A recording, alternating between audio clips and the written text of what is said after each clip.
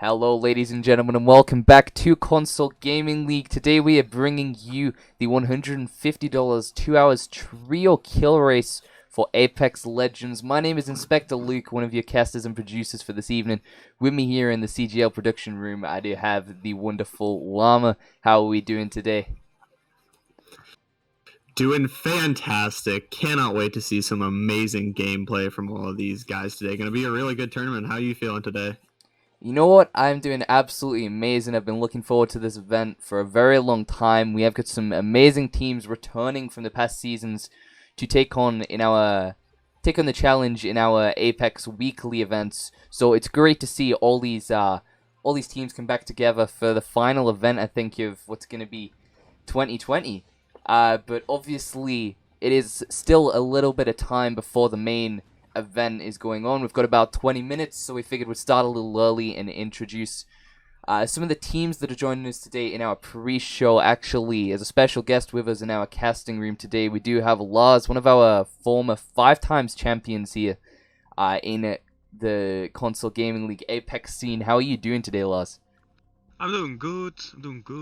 Just That- a little bit nervous for it, but yeah, good.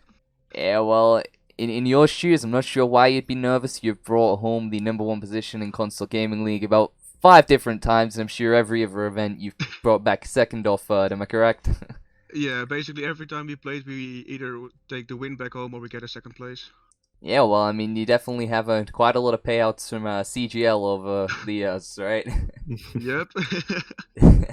Alright, so tell me, how you feeling about the event today, Lars? I'm feeling quite hyped, to be honest. Like, it's the last thing for the new split, so yeah, let's get it on. My team is ready. I'm ready. We're gonna get the dub. At least we're gonna try it. You're gonna try it. That's definitely a very good attitude. I remember last time we did a pre-show, the guys that came in here said they have no chance at all. So that's definitely a really good attitude to go for. Now, we did mention before we do have Fission Esports competing in this tournament. Some of your former rivals in the 301 2K qualifiers, no, semifinals, I believe you went against them. So what do you think it's going to be like to face Austin again and his team? Austin is a nice guy. Loki, I like Austin. It's gonna be fun. Like, it's gonna be a good contester, and that's what I like about this whole setup. Like, you're gonna see some teams that you played against before. I like the setup, and I like to face the same people over and over again. Definitely. Well, I mean, in the past we have seen that your team has came out victorious in those fights, but the question is, will you continue that win streak, or will someone else be taking home the championship of the arena today? A question that we will have no idea until the 2 hours is over. True, and we need to do everything in our mind and without just thinking about what the others are doing. We just need to focus on our own game, own playstyle, get the kills, get the dubs in the games, get as much kills as possible, and we're just gonna try to get the back to back. I think. Definitely, that's the way to go about it. So, tell me now. Obviously, up from mine and Llama's point, we're just watching you guys play, but overall, you're where all the action happens. You're the one actually playing. So, what's it actually like to be down there, just getting kill after kill after kill? Like, do you ever take breaks? What's it like? Phew, yeah, we just basically we just having fun at the game. We just started laughing with each other. I'm playing with two of my good friends, and we just fight. We just go to fights. Yeah, we take some breaks sometimes, but just to heal up, get some loot, and then focus on like the next fight. Definitely. I mean, I've competed in some of the CGL events in the past. Definitely for Apex. I did used to be an Apex player myself. However, nowhere near your skill level. I'd get around 40th or 50th. You'd be coming first every time. Yeah, we're trying our best. Like we are like the group that I'm playing with is basically a ranked group, so we grind a lot together. So we know our specialties and we know what each other can do. So we are really confident in the 1v1s and the 3v3s. Yeah, I mean, that is a big change to this month with this season of Console Gaming League, actually, because we have brought out the Apex weekly events. So we have our Swiss brackets and we do have our kill races still. So tell me, how are you feeling about the Swiss bracket next week? Because obviously that's a whole new a whole new style of a tournament, which our leads here at CGL Apex have branched into. How are you finding? The CGL, like the Swiss tourney of like 1 week or 2 weeks ago, I really like the setup. The 1v1 thingy is so nice to play. It is really like nerve wracking for me because there's no room to make one mistake. It's only 3 games. It's only 2 games. Sorry, you need to perform at at your best at every single game. It's nice. It definitely is. Actually, when I was watching it, it actually did remind me of the 301 finals when I was viewing that. There was a lot of combat which I seen necessary and seemed familiar with, definitely. But it's definitely a whole new range of ideas that have been coming out, and I do know that there's going to be a lot more ideas coming out in the future and more events coming out from Apex in the scene when we get to 2021. But for now, in 2020, I think this definitely like weekly style has gone really well. I'm not sure what you're thinking about it, Llama. I think it's going pretty well. It's good to see the teams every week and not just once every month. So Yeah, it definitely is great to have a repeated get to know each other with these teams. Obviously, some of them like Lars we've got to know very well here. Obviously, casting his games. However, it's always great to see new teams as well. I'm not sure what stream. Apologies about that. Stream just decided to go live. Okay. So, Lars, best of luck to you with the tournament. It's Much definitely appreciated. gonna be great to cast you. We're gonna have you up on the stream tonight. I believe you're gonna be in the top left. Yes, you are. Obviously, go. going by a new name now as the Pineapple Gang. Yep, we played under a lot of different names, but like the team is constantly the same. Me, Shax, and Phantoms basically. Always gonna be the same. I've watched some of your streams in the past. Definitely some great combinations. A great trio there on your team. Obviously, the different names doesn't really matter. You have a wide range of names that you go by. However, the trio, that's where it all happens. It's the teamwork that counts in these situations. Teamwork's that counts. Amen. Okay. Well, Lars, best of luck to you. We're gonna take a look at the bracket. I'm gonna let you go with your Pineapple Gang to prepare for the tournament. We've only got about 10 minutes before the main bracket starts. So you have a great rest of your day and best of luck. Thank you, you guys. Good luck with everything. I'll see you in the lobbies. At least, I will see thank you you so in the stream. much. Thank you so much for coming. I'll see you later. See you later, boys.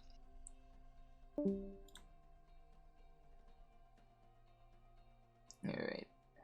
What a fantastic guy, honestly. Definitely a fantastic guy there. Okay. So, Llama, it is almost time to get into the tournament. Now, obviously, Wow. on the stream, let me just get this up real quick. On the leaderboards, not the leaderboards, sorry, on the teams here competing with us, we do recognize quite a lot of teams on this leaderboard.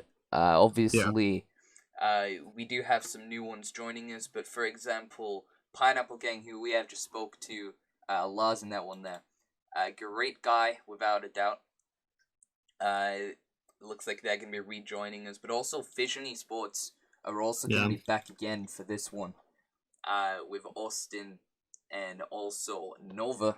I think those guys, if I remember rightly, were in the... I'm trying to remember that one. 301, I believe, that qualifier. We did both have that opportunity to cast them. Obviously, you doing the qualifiers and me doing the semi and finals.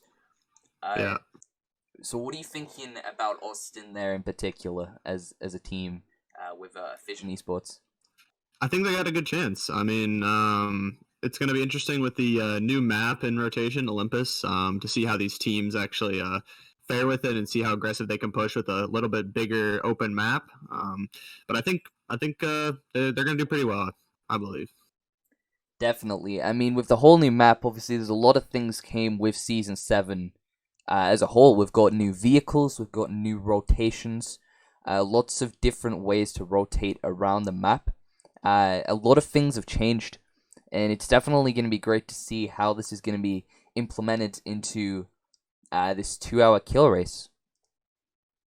Yeah, definitely. It's like you said, all the new additions, the tridents will be we'll probably see a lot of our teams using the tridents if it is on Olympus, because those do help you get around super fast and can get you some easy kill points from third partying. Definitely. Now, we have seen them used a little bit in the last kill race, I believe. However, I don't believe that one was casted. Not 100%, I'll have to double check. However, I did see them being used a little bit in some clips that I seen of that.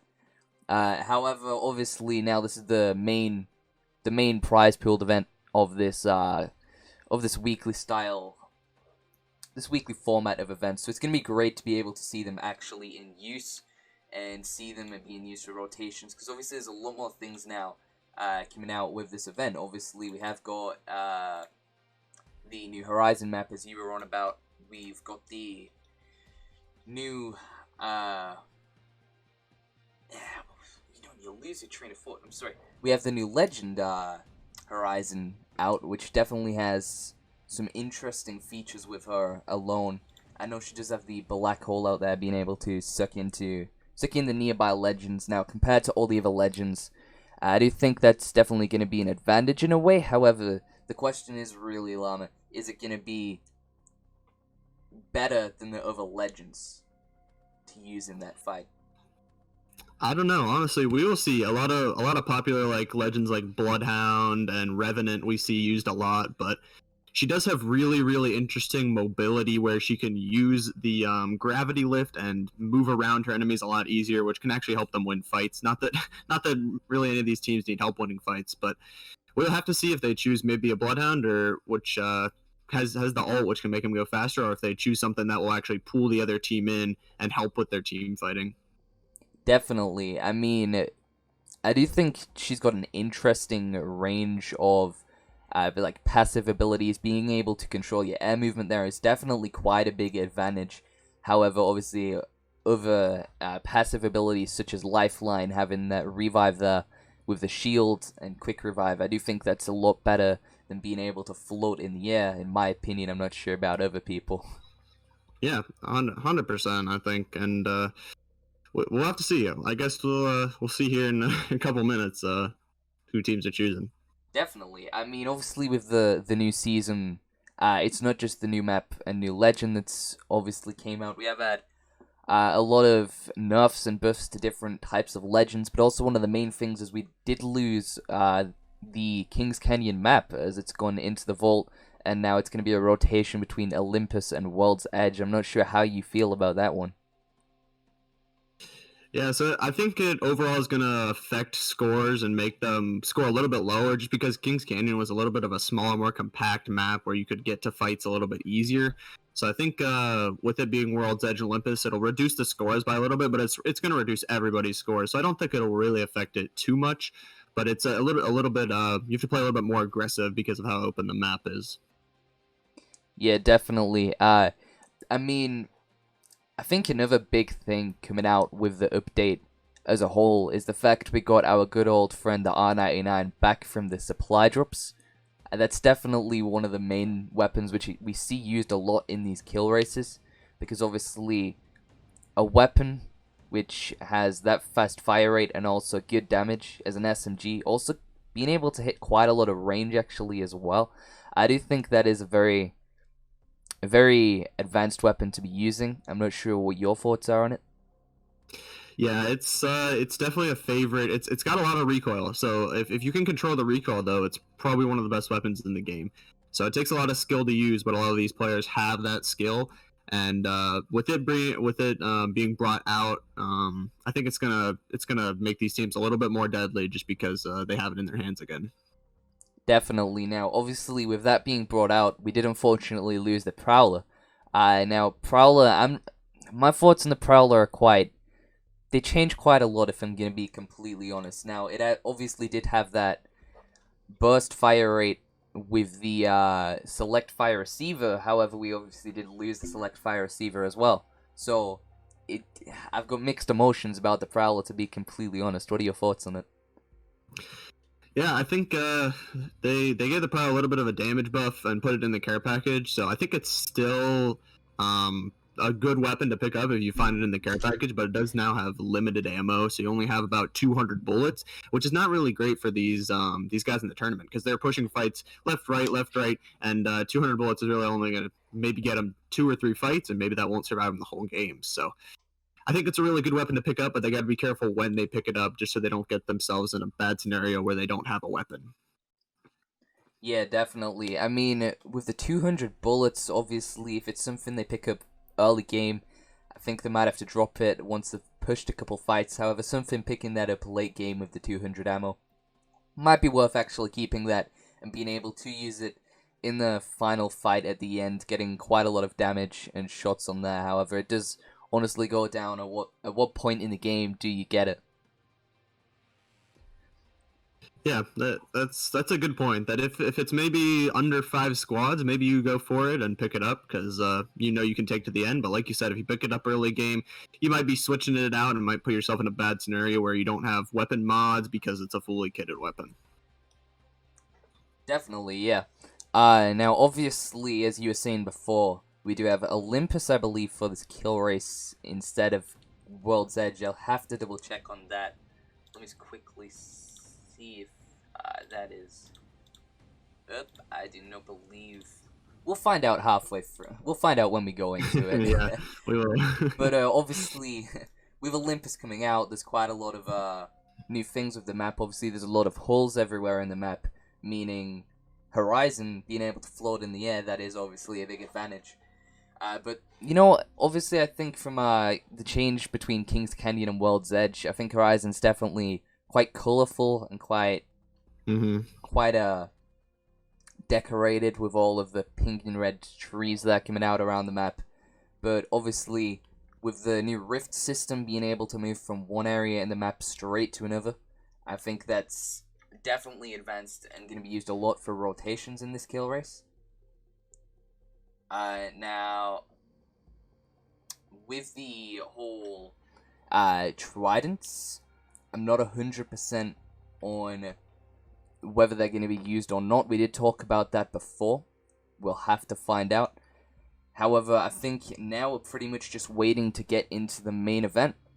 So what we'll go ahead and do is we will quickly switch to a 2-minute intermission. We'll just get our final checks and preparations done for the main event, and then we'll be right back and get straight into it.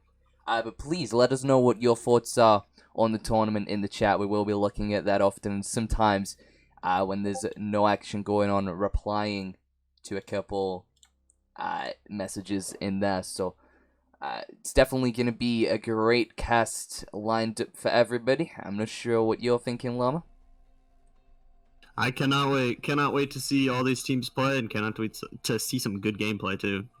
Definitely, it's going to be a very interesting and very good event. So I believe it's just started, so we'll just head into this intermission, and we'll be back in 2 minutes. Thank you very much. Hello, ladies and gentlemen, welcome back from that short intermission, and we are getting straight into it now with some CGL Apex action here in the $150 Trios kill race. If you were one of the people that just joined us for the pre-show, you will know everything that's going to be going on. But it looks like straight into action now with All Things Finest in the top right. ATF looks like one of their main players, Stay Above, is already going to be knocked down, however, getting a revive there. I'm not sure what's actually going on between the other teams. It looks like someone did just go down for All Things Finest. Definitely a lot of combat going on for the first couple of minutes of the tournament. Looked like we picked some good teams. Looks like on the left there's going to be some it's just some chilling going on there by the two teams, Pineapple Gang and Fission Esports, two of the teams we were just speaking about in the pre-show. However, for Galona Aura there in the bottom right, it looks like they're already out of their first game with not that many kills to go there at all.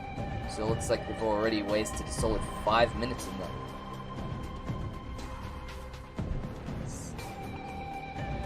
Not much combat going on across the board here. Although in the top right now, going back to All Things Finest, Looks like two of the players are both actually down, both getting respawned in by the beacon now.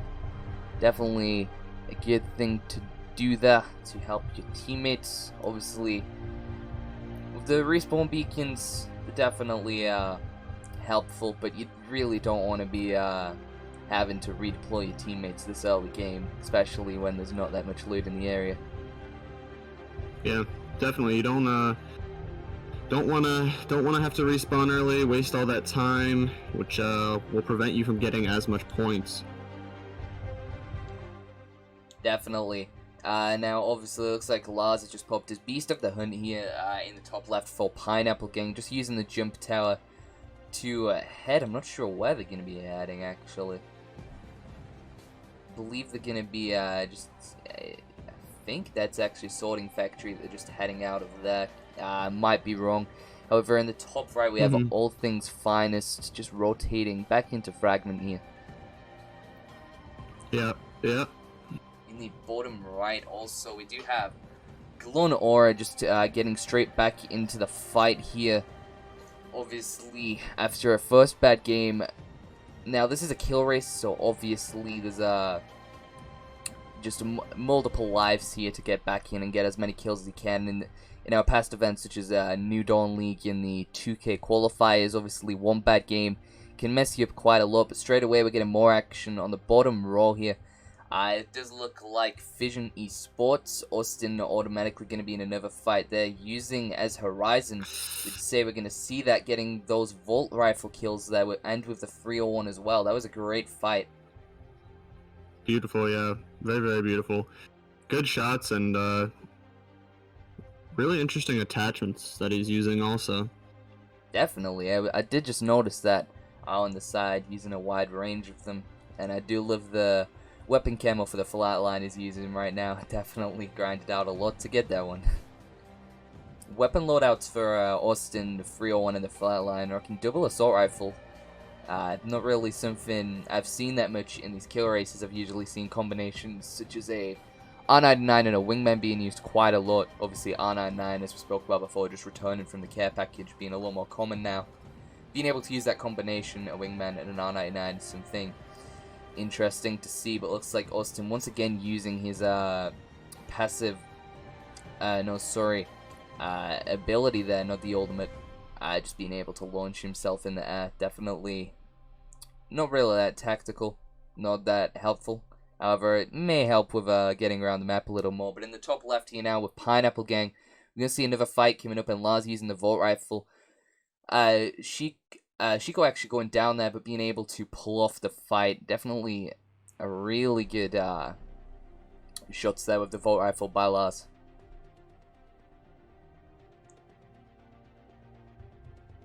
Let's just take a look at what's going on across the board.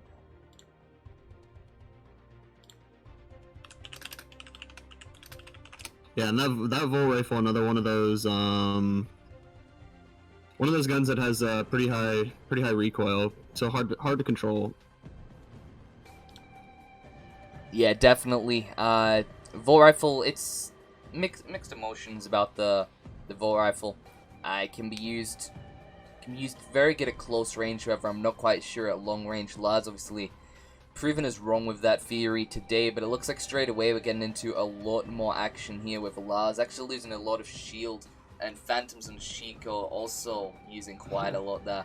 Looks like they're just going to be healing him, but on the sonar detection, looks like they actually got two people. Caustic Trap's just stopping them from pushing down there, but it does not stop them at all. They're just pushing up with all they can. Beast of the Hunt now coming out. The Volt Rifle shots going on for the opponent team. It's like Lars losing a lot of shield now, losing all his shield and almost low health. Actually, with so low health, being able to push them and wiping out the entire team with only around 20 HP. That is definitely an impressive fight there by Lars, being able to pop the Phoenix kit. Very well done, and like you said, amazing shots with just around 20 health coming out of there.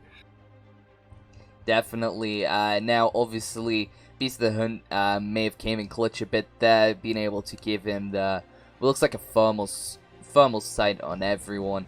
But definitely using it for rotations as well, and being able to push through those caustic traps was definitely one of their best ideas. Lars obviously being one of the most experienced and advanced console players that I've actually ever met. It's definitely great to see him in action and being able to see him go against teams like this.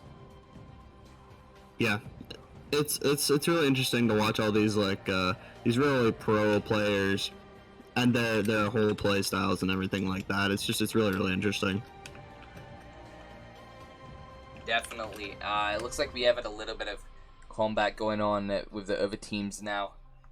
It's definitely been an eventful couple of minutes from the start, being really, really slow paced, going straight to the all fighting at once. Looks like Lars and the team Pineapple Gang straight away going to be shooting at more people going up the jump tower now. I'm not sure what their approach is going to be with this. Sonar going out and managed to detect one. Lars with the 301 managing to vaporize that person there. Absolutely incredible. Nuts. Absolutely. Lars, we just interviewed him and he's already killing people. Lars actually going to pick up the Kraber there with 9 ammo left, already getting shot at by someone. Going for the 360 no scope, managing to miss it there. Phantom's getting 2 kills with the Mastiff. Sorry, 1 kill with the Mastiff now, finishing him off. Looks like Pineapple Gang already bringing home the champion squad win there, being the victory of the arena. That is absolutely amazing to see. Already 12 minutes into the tournament and bringing home that #1 position. Let's just look at the squad there and actually find out how many kills they got. Oh, and also another win coming home from All Things Finest there as well. But it looks like for Pineapple Gang, 23 kills and a first place win. That's definitely going to come in helpful on the scoreboard. Honestly think that's going to put them straight up to top, but let's see how All Things Finest doing. We did not manage to pay that much attention to them up there, but let's just take a little look. 16 kills. And the first place win. Damage is looking at around 3k, so that's definitely going to look good on the scoreboard as well, putting them straight up to second from my knowledge. Yeah, that's a huge game from them in champion, and with all those kills is gonna make them one of the top teams already starting this tournament. Definitely, and it's always great to get that early advantage. Maybe able to calm down a little in the middle of the tournament. Wouldn't recommend it, but it is something they can do, and then towards the end push for that #1 spot. However, I've never seen that happen once in my whole time of casting Apex Legends, but it looks like in the bottom left now we're going to see Fission Esports using the Geyser just to rotate to zone there, going through the mountains. But on the top row we have Pineapple Gang and All Things Finest going into their games. Not really that much combat going on across the board now. Looks like Alarm is just going to be leaving us due to technical difficulties, but he will be back in just one moment.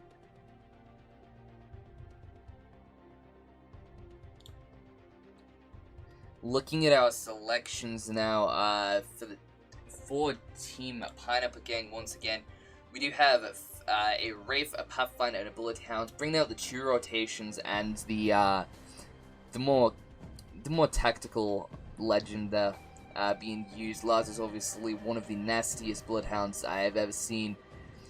Definitely has some incredible plays that we're going to be able to see today in this tournament. Looking in the top right at All Things Finest, we're going to see a Horizon, a Lifeline, and a Wraith there, so a Rotator. I'm not really sure what Horizon would be classed as for now, however, definitely, without a doubt, the Lifeline coming in helpful. But in the top left, Lars already using his sonar and detecting 6 enemies. It looks like there's going to be a lot of kills being able to get. At the start of this game here, landing at Fragment. Pulling out the weapons, it looks like he's going to be starting off with a Havoc and a Wingman. Not the best weapon to start off with, but Phantom's already losing a lot of health here. Looks like Lars detecting one, going in for the shots on him. More combat in here in the bottom left for Fission Esports, being able to get a lot of shots on that person there and being able to knock him down. Definitely useful with the Horizon going into the air as well. Bottom right, we've not really seen that much combat there. Obviously, 4 kills to the Roof Troll there, obviously. Not really that good for a kill race unless the whole team is being able to keep it up, especially this late into the game. We'll have to see. And the top left, once again, we're going to see Pineapple again getting sonar detecting and Lars going for the reds on Shexido. Their Phantoms being extremely low with only around 1 HP and a little bit of shield out. Automatically losing that shield. The R99 shots coming out there by Lars being able to hit a couple shots, but 6 hostiles detected all in this one building. He pulls out this, the thermite grenade there. Not sure if it's actually going to be able to come in handy. Looks like he launches it up to the top, gets a lot of shot there, losing a lot of health, getting sonared once again. Pushing up to the top, automatically backs out, sees a lot of people there. Definitely does not want to contest that on his own. Phantom's actually going down. Lars and Shexido, both low health and low shield. I'm not sure that they're going to be coming out of this fight victorious. However, we do have still opportunities. It looks like Lars going down there. It looks like the contesting did not go so well. Shexido popping a shield battery. But unfortunately, Lars is fully out of this game. Obviously, if the Phantoms and Shexido is able to get that respawn beacon, highly unlikely, but it's possible, and it is definitely impossible now. The whole team are going down there. Squad eliminated. 5 kills and a 14th placement. Round 1 key damage. Not really going to be able to come out of, give that many points for that game, but it only took up about 5 minutes, so not really that much of an issue at this time. In the top right, we have more combat going on with All Things Finest there. It's like, let's actually zoom in on that fight there if possible. Here we go, All Things Finest going in for some combat. Managing to get absolute lasers there, and Turtle Boy going down on this one. Going in for the beams there. With the L-Star, actually a really good gun for this sort of early game fights, getting a lot of damage. Stabov being able to just get a new Evo shield there, just regenning. Turtle Boy getting definitely rezzed there. Shields and is not really looking good for the rest of the team here. Definitely low, but looks like Turtle Boy managing to get himself a new shield there, or popping a battery. Definitely a good fight there with not that many kills for All Things Finest here. However, if the rest of the team is being able to pull up the weight, we're definitely going to be able to see a lot more here. Alright, let's just head back to the all 4 screen now. It looks like another game going into now by Pineapple Gang here. And I do believe that Llama is going to be back in the studios with us. Let's just double check. Can you hear me? Check, check. Perfect, we can hear you. How are you doing, Llama? Awesome. I'm doing amazing. Tech issues happen.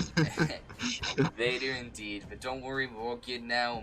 We're back and better than ever, ready to continue casting the tournament, obviously. Yes, sir. With Pineapple Gang now on their 3rd game, already bringing home 1 win. Looks like going into a hotspot already, being able to grab quite a lot of good loot there. Taking the Mastiff and the Reef 45, actually, a weapon used quite often in these tournaments, but Lars straight away getting hit and going in for the automatic Mastiff headshot there. Absolutely beautiful, being able to take down 2. That was incredible. Yeah. Very, very well done. I mean, the Mastiff headshot, it's a Mastiff, a favorite weapon of these pros here, and just taking down that Gibby, super easy, one of the harder characters to take down, and just takes down 2, super, super easy, no problems at all, and really, really good Mastiff shots by Lars here. Yeah, Lars is definitely very good with the Mastiff here. Incredible to see. Popping the shield battery now, and we did actually miss it, but Fission Esports bringing home the victory there as the champions of the arena. 18 kills and quite a lot of damage as well, being able to bring that home. That definitely is quite a good advantage. Whew, yeah, 18 and a 3K dropped by Austin in the middle there. So on horizon, a 3K in this tournament, just huge already coming out, playing amazing here. Definitely, especially with these new changes to the season. Bringing home that much damage is definitely impressive, and bringing home 10 kills for the team, it's something that's going to get them up there quite far. Looks like Lars is going to be back again here with the Mastiff shots in the top left, going in for some more combat now. It's like not that much ammo to actually spare, however. It looks like he's going to be taking the zip line now, going up to them, getting shot already. Again, going in for the Mastiff shots, being able to take him out. Absolutely beautiful shots there from Lars. Insane. Just being able to hit those shots over and over again. Some not headshots, but being able to hit them without missing a shot is absolutely incredible. Yeah, another 112, and I think that Pathfinder was a solo, but I don't think that Pathfinder was thinking that Lars was gonna full send him with a Mastiff. Oh, no one can expect Lars to come in with the Mastiff. It's something that everyone would never even think would happen on this on this game. But unfortunately, when Lars gets in the arena, the last one standing is always gonna be Lars. Yeah, for sure.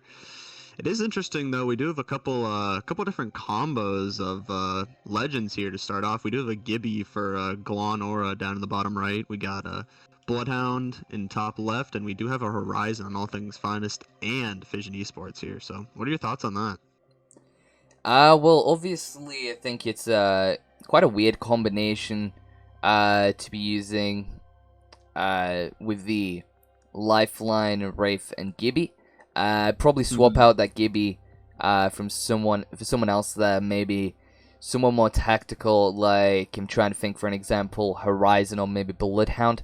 But it looks like whatever they're doing, being able to use it has definitely worked, being able to bring home the champion squad there for Glon Aura. The combination, I mean, who are we to judge? They're doing it right, they're bringing home the champion squad. We're just going to have to look at how many kills they actually got there. Yeah, and I mean, maybe they know something we don't. Definitely. Using both the res legends, I guess, and with the really nice Gibby skin too, the Polar Bear, Brudda Bear, Gibby, and it looks like 19. Wow, so pretty huge game from them too. It is 19, definitely a very good game. Definitely could have done maybe with a couple more kills. However, the damage there definitely bringing quite a lot home with the 4k damage. Just backing out of the lobby now. I think they're going to continue with that rotation the whole time. However, in our other games, it doesn't look like we've got that much combat going on for the other games. But obviously, the combination which you were going on about Fission Esports with their Wraith, Bloodhound, and Horizon, I definitely think that is a good combination there. Obviously, with their Wraith for rotations, their Bloodhound for combat, and their Horizon, I'm not really sure, but definitely being able to get around the map a little more. I think I'd mainly count Horizon as more as a rotation type legend instead of a tactical. Yeah, I mean, she does have that black hole, which is really good for team fights, but just moving around the map for them. But after you said there's no combat, there was Austin fully killed a guy with Spitfire on hipfire, so that was pretty good. If you missed that. Definitely, I did be able to see that. Looks like Austin did unfortunately go down there by another person, though. No, yeah. It does look like he's been able to get back up with and pop the shield cell. Now medkit coming out, just dropping down to his teammate Nova there. Now, obviously, with the Spitfire kills, Austin definitely does like to have fun in these kill races. Same for Lars in the top left there. But speaking of Lars actually being able to take some people out there at the replicators trying to craft some things, detecting 2 hostiles there on the sonar, going in with the Mastiff, not even worrying about it, missing 2 shots, 3 shots, managing to get the knock after 5 shots. Wow. Hit for 104 there on the 4th shot, definitely impressive. And also grabbing these crafting materials as well, being able to head to a replicator after this, but pretty much the end of that fight there. But speaking of fight, in the top right, we have All Things Finest and also Fission Esports there. Quite a lot of combat going on over there. Yeah, there's a lot going on around, and he didn't even care that he missed those first 3 shots, honestly. He didn't run away or anything. He was persistent and hit that 104 or whatever, and changed the whole fight, honestly. Definitely. Wasn't worried at all. Didn't startle him that he missed the first shots. He just kept calm, knew he could do it. And finally hit the 4th and 5th shot, which were incredible damage shots. If you hit those on the 1st or 2nd shots, would have been a very easy fight. Looks like more rotations going on now. In the top right, we have All Things Finest having another fight, being able to knock 1.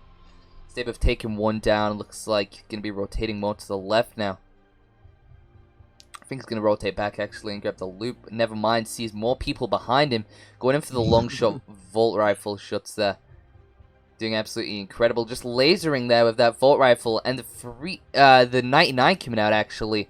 Champions of the arena. Yeah, very well done. Yeah, definitely. A very good game there by All Things Finest. Yeah, we'll have to see how many kills they get. I mean, looks like all these 4 teams on our big board are honestly doing really, really well as we thought they would be. Definitely, without a doubt.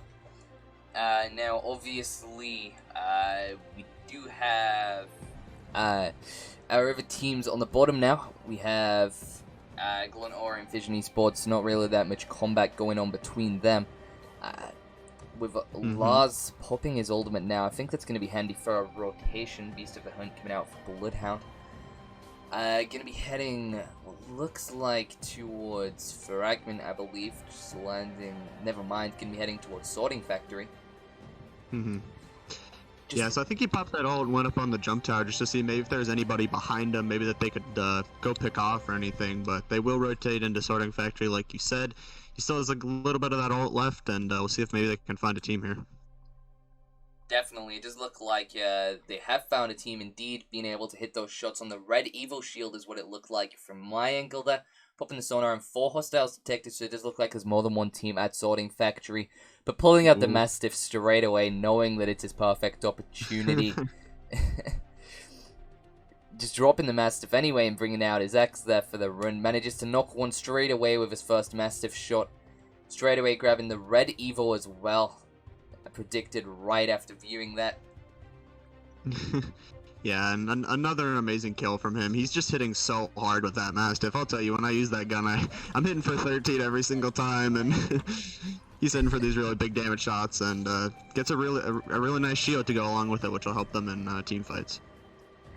Definitely. The shield situation for Pineapple Gang up there is definitely looking very good. Obviously with a red Evo and 2 purples. They obviously can increase those purples to get better Evo shields, obviously. We'll have to see what happens of that. Obviously, they're going to be rotating out of Sorting Factory now using the jump tower. It looks like they're actually splitting up a little bit now. But obviously, for a random squad, that'd be a challenge. But for Lars, that's no challenge at all, being able to take him out one team at a time, take a break, and just go for another. We're going to have more combat now going on by Vision Esports in the bottom left. Let's obviously go ahead and zoom in on that one. Austin going in now, throwing the ultimate ability there.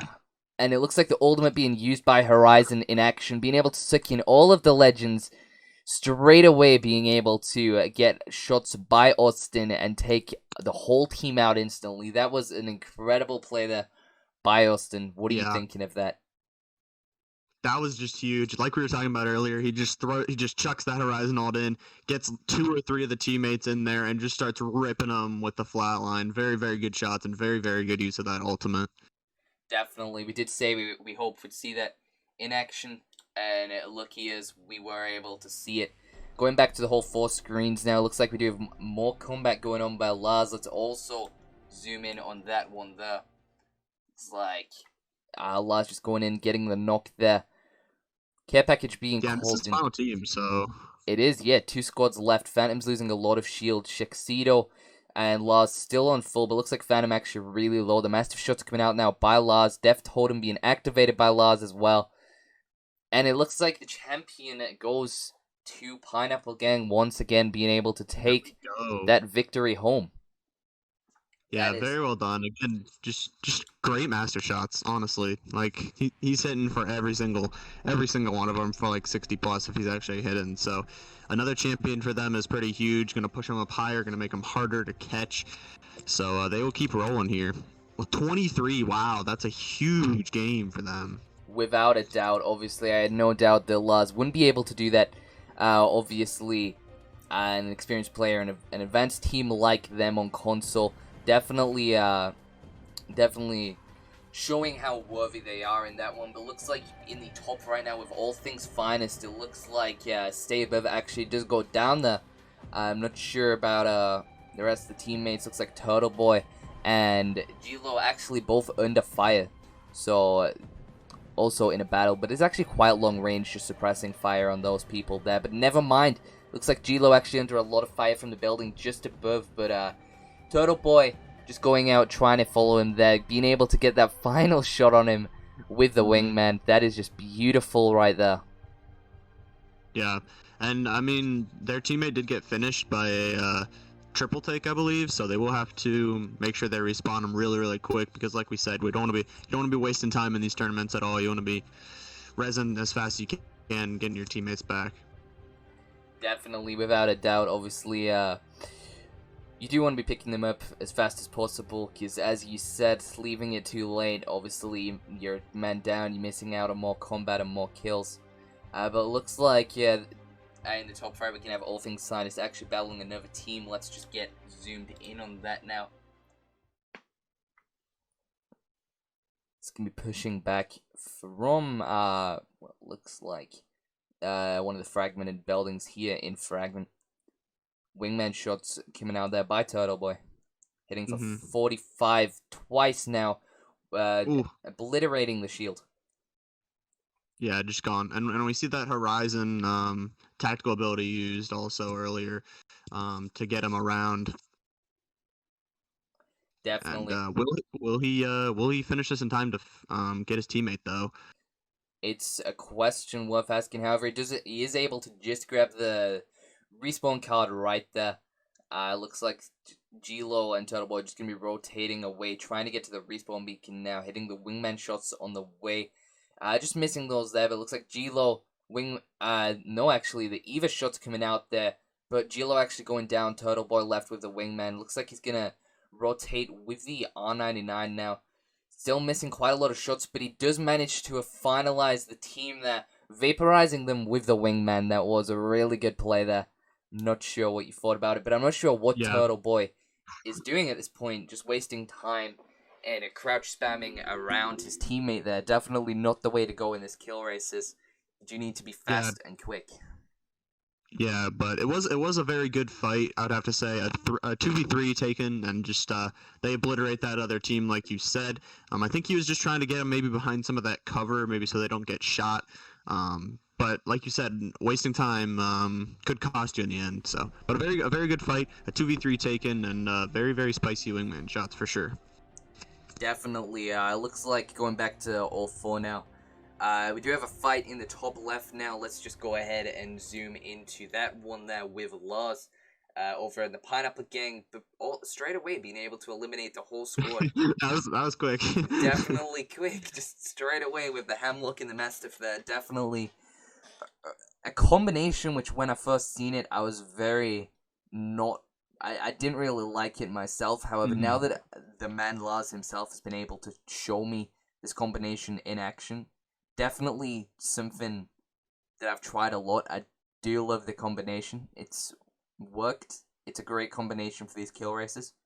Being able to use the option of the burst and single fire as well with the Hemlock, it's something definitely worth noticing.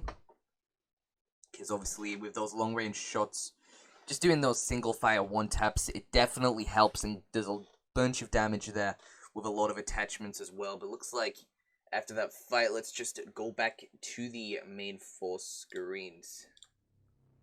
Yeah, and a lot of people probably tend to stay away from it just because a lot of people like automatic guns. They like the feel of automatic guns. But obviously if Lars is doing it, it's probably right. So without a doubt. Looks like we're gonna have more fighting now in the top right with Stay Above being able to not knock down one just yet, but a shield battery coming out. Gilo and Turtle Boy both getting some shots there.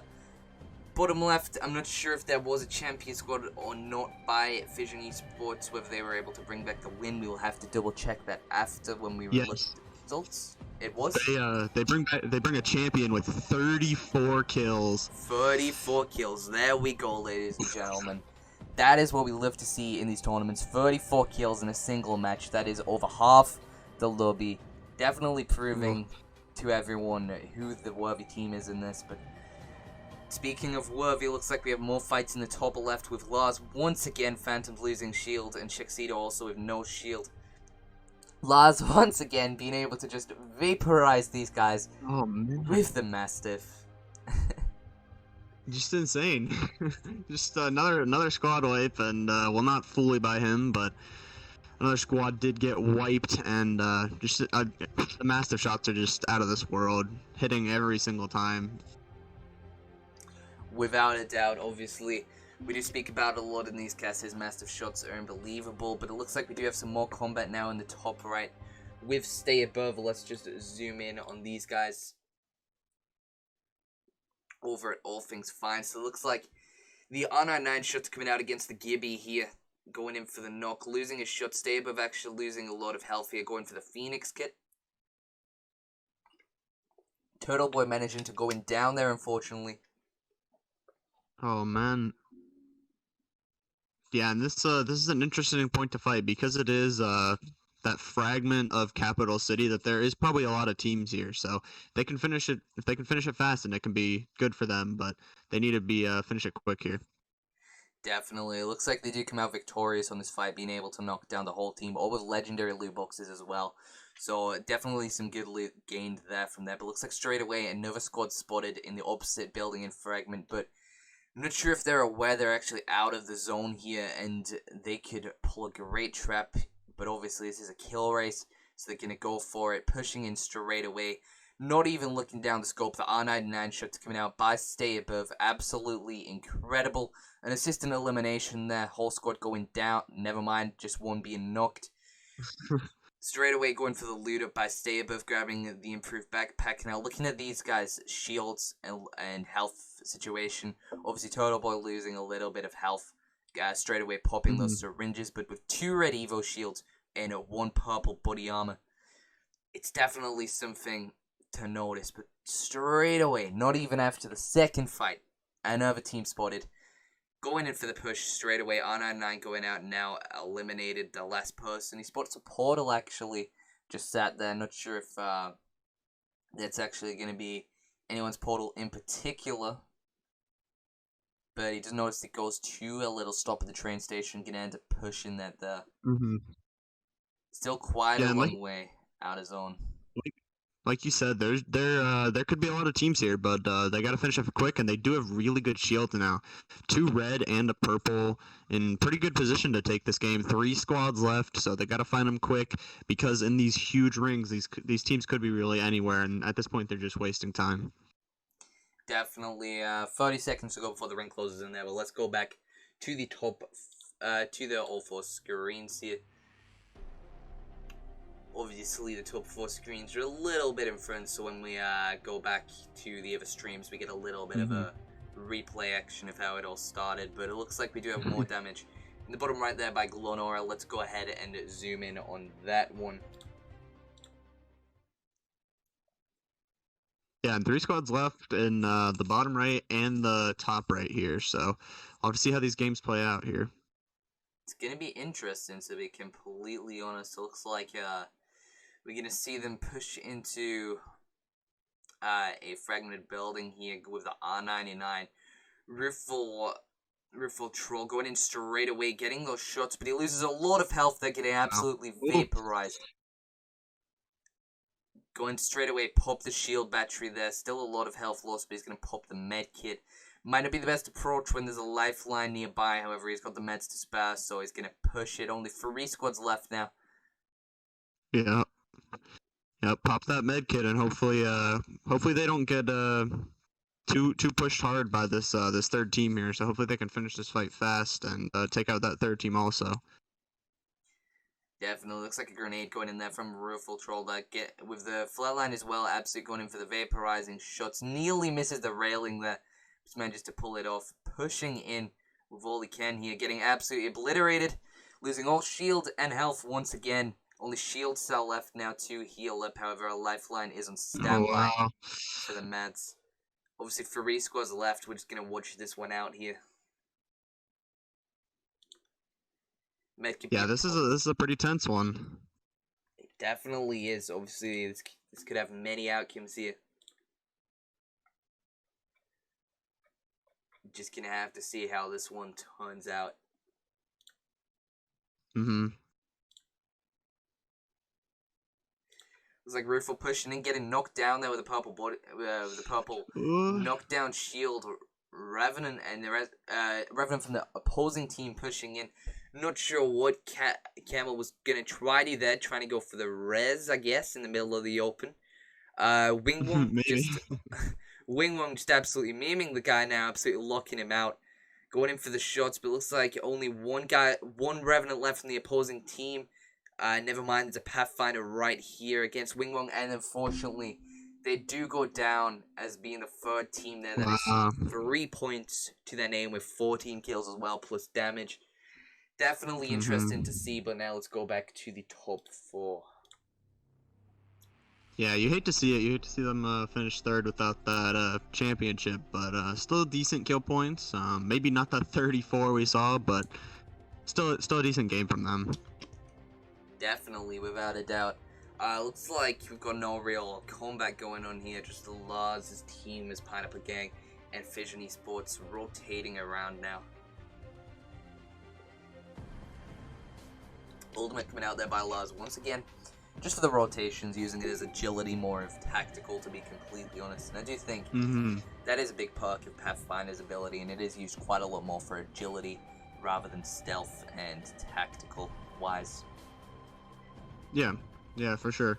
And an interesting choice with the Pathfinder, the new Pathfinder nerf, with his hitbox being a little bit bigger, still sticking with him. So must really like that grapple, and it is really nice to grapple onto people in now, and like you said, use it for other stuff. So definitely. I mean, I'm not sure if you were able to catch that one there, but his way jumped off the mountain, hit the person on the head straight away with a Mastiff headshot.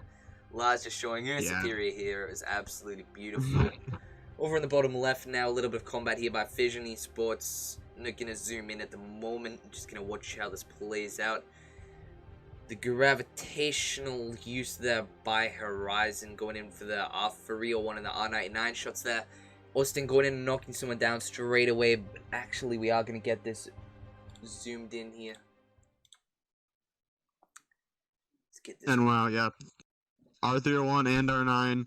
They do have a member that goes down, though. Their Bloodhound here goes down, so got to be careful here with one down, but really nice shots from the 301 and that 99 here. Definitely. We're just watching the replay on stream now of how this fight actually started. There we can see the gravitational coming out, just being able to float in the air. They're going in for these incredible laser shots with the R99 and the 301, literally not being able to miss. Yeah. Just lasering, absolute laser from Austin here. Absolutely incredible. Looks like we're going into the air now. Just going for more laser shots against this opposing player. Looks like a res is going out there on Potato by Void Nova, but it looks like Austin pushing in. Missing quite a lot of shots here, but being able to laser him just at the end with an R99 and 301. But Austin losing all his shield here. Managing to finalize a kill, which is a big thing. Being able to just refresh his body armor at the end there, and going back to his red Evo shield. Not actually shield up, so he's going to need to pop that battery before the end. There we go, it's being popped. And I think that Octane had a self res, because they had 2 down, I thought, and maybe not, maybe they got a res off or something, but. Yep, like you said, we'll pop that bat, get it off, and they will be ready for this next fight with good shields again, with red, purple, and purple. Definitely. Let's just go back to the all 4 up on the screen now and see what's new. It looks like straight as we go back there, a champion squad for Rome Pineapple Gang. They're absolutely incredible to see. Very interesting as well. So that's another 10 points coming home for Pineapple Gang there. Let's just see how many kills and damage they got across with that as well, determining and how far they'll go up. And another 30 bomb for Ron Pineapple Gang there. Absolutely incredible. Ooh. Definitely, I mean, I'm not sure what your opinions on that is, Llama, but I think a 30 bomb can definitely have a big impact on the score. Yeah, it's huge. And we talk about big games, and for a lot of us, even like maybe getting 15 is hard for us. But these guys dropping a 30 can put them so far ahead in these tournaments. We saw Fission drop, I think, a 34. Now Pineapple with a 30. These two teams are definitely looking really, really good with those really two good games. Yeah, without a doubt. It looks like we do have a bit more combat now going on the bottom right, but unfortunately it's already finished. We didn't get to the party in time.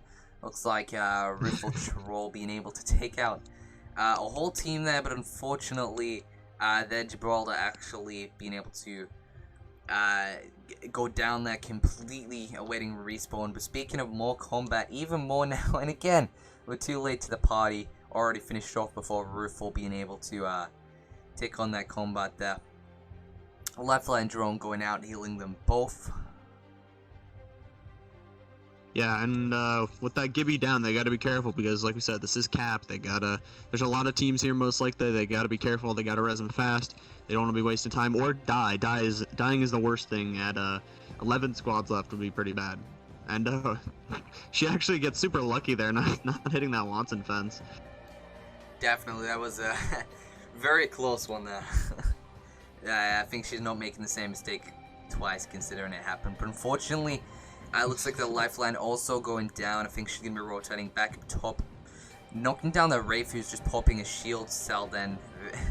Pure Wraith. I'm not sure what the plan is going to be after this. Obviously, with lifeline down. Only one player against two. I think she's going to actually try pop the res there. Yes, she is. Looks like in the top right, we're going to have a lot of combat coming out as well there. Looks like Stabov actually rotating around and going for the elimination there, finishing off the squad. 10 squads remaining in that one. And straight away, the res is actually coming, actually popped off there in the bottom right by Galona Aura. Actually being able to bring Lifeline back into the game. But unfortunately, she's getting cornered here and ambushed by two teams. Being able to quickly, doing that quick rotation, actually cutting him off here. That was actually a really good play, but unfortunately unsuccessful when she traps herself there into the corner and gets finished off. Yeah, and Pineapple Gang, I don't know if you saw, they re-dropped, so I don't know if they got eliminated or if they got another win here. So we'll have to keep an eye out for that. But like you said, the Wraith getting knocked, trapping herself, it was a good play there for a second. Not really much she could do with two teams there, so more fighting down in the bottom left as Austin takes another down with his R3 double.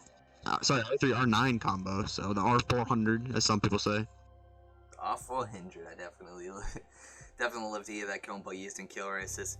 Obviously, as we missed it there last, taking another one out with the Mastiff just in one of the fragmented buildings. Actually taking more out here in another fight, being able to get those free shots, not even missing a single shot. Headshots definitely would be a better option, but unfortunately, none of them are guaranteed. It looks like people are going to be using the Loba Rift black market there over at Countdown for Fission Esports in the bottom left. It looks like in the bottom right as well, Glon Or actually going down and loading into the new game.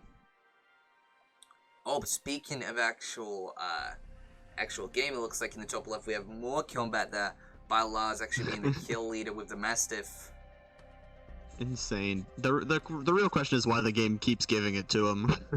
That is a question which everyone wonders, why Lars is such a god with this Mastiff and why he gets all these kills.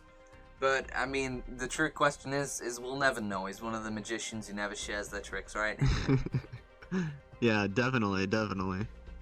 One of those secrecy things, but obviously does look like straight away back into it. Lars losing a lot of health with the blue body shield here, going in for the 301 tap fire shots, not even hitting anything there. 2 thermite grenades going out, reloading the Mastiff, getting ready for the push. Let's just zoom into this one here.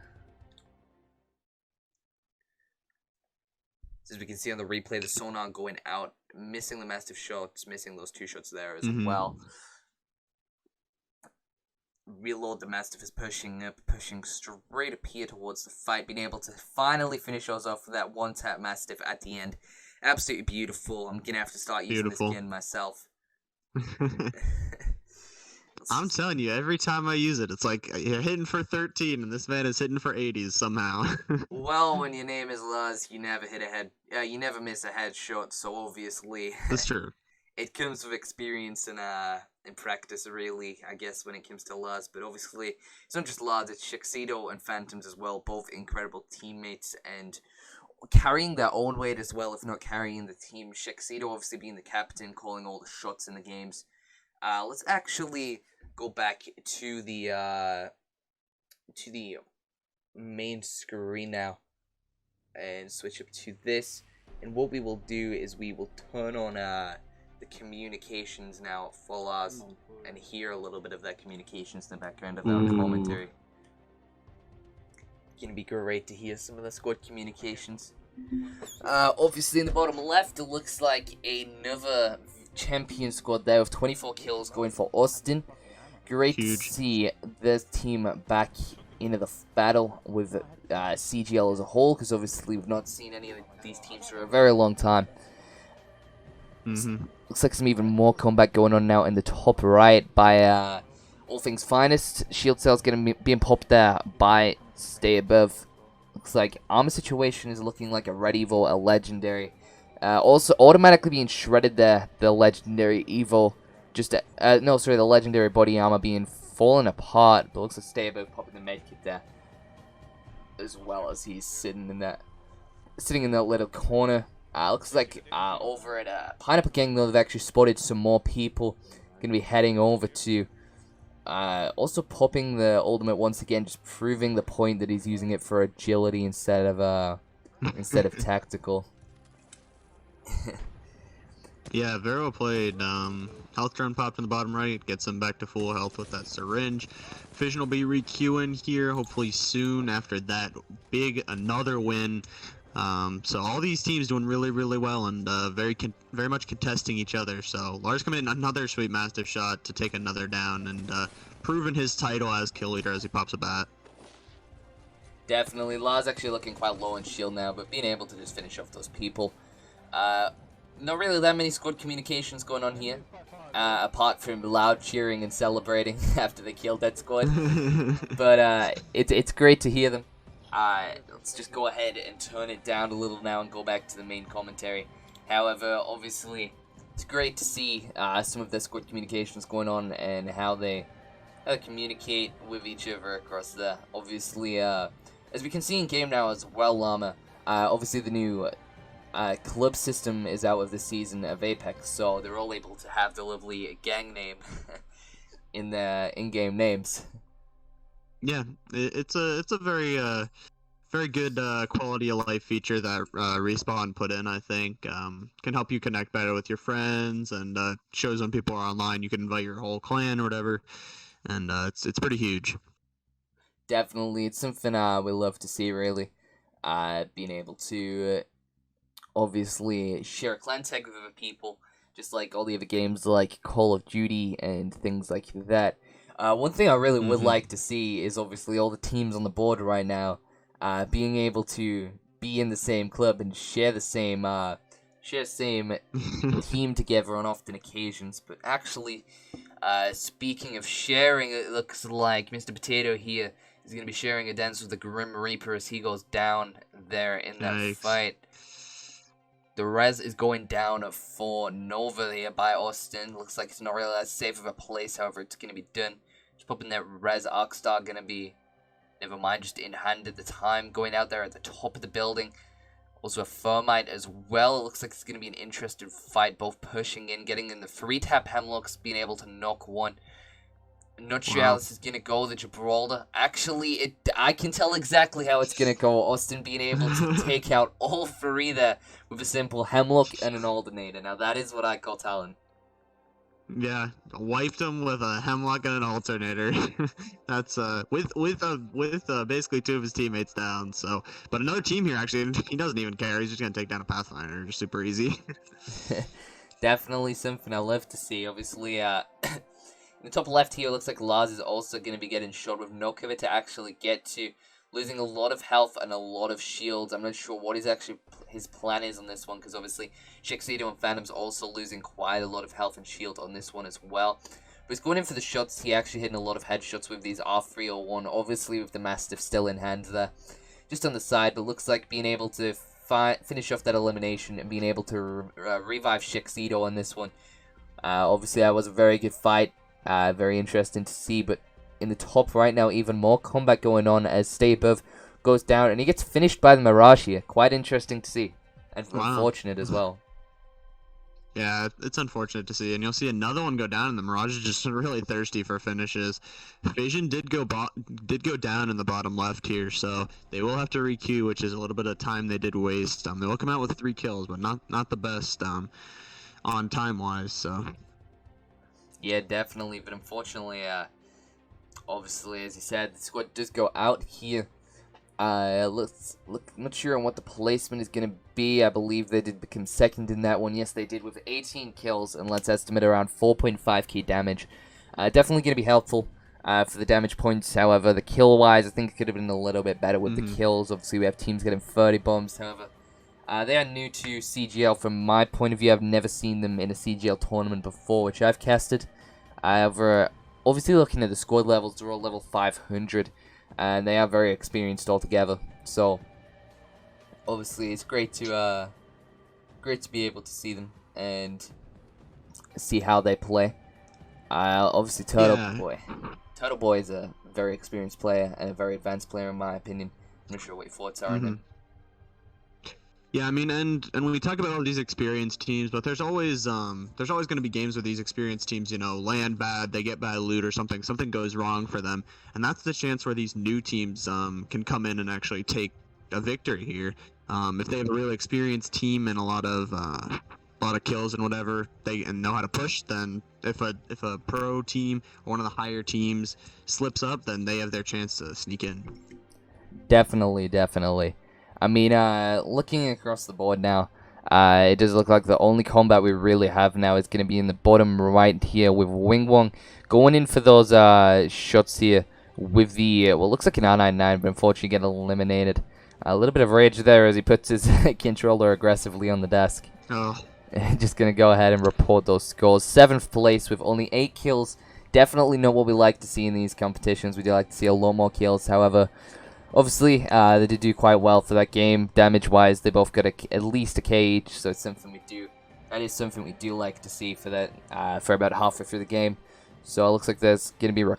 Looks like we can see stay above. Not stay above. Sorry. Rueful Troll reporting those scores there.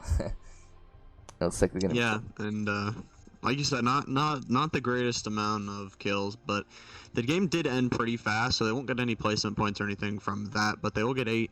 So not the worst, but like you said, we've had these other teams dropping 30s and other stuff, so no one is really slowing down. So if you slow down, you might get left behind. Definitely. I mean, speaking of being left behind, it does look like Phantoms is going to be in a fight on his own here, but unfortunately, teammates aren't going to be there to assist him right now. It's only going to be Lars and Shixito in a whole different fight right now. Looks like Phantom's being able to keep his weight up though, as Lars and Shixito also managed to keep their weight up and finish off this team right here. Just being able to pop those meds. That was so quick again, Lars. And with another Mastiff, obviously. That's all we're going to see him run today. Definitely. Lars is just the king of the Mastiff at this point. We had him join us with the pre-show. People ask why we had him join him. Why we had him join us for the pre-show. The reason why is because he is the champion of the 5 times undefeated well, I think a few times undefeated. A 5 times champion of Console Gaming League Apex, being able to bring home the win so many times, never being out of the top 3 position in these tournaments. So definitely a reason why we have him on these casts all the time. We do obviously. In mine and Llama's points of view as casters, Llama, we have actually got to know Lars quite well and how he plays and things like that. Obviously, from this cast, I think we can tell his favorite weapon, right? Yeah, a little bit. I'm not 100%, but I think it's the Mastiff, right?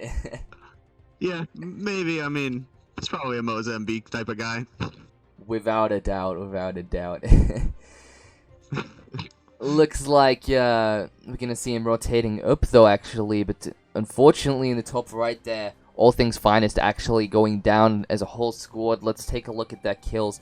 But before we do that, let's take a look at the fight in the top right.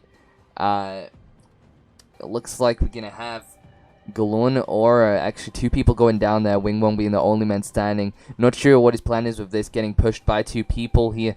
Going straight up the zip line, but that's actually someone else. Wingwong just being trapped in here. Going for the quick lifeline res on both of these people, I think.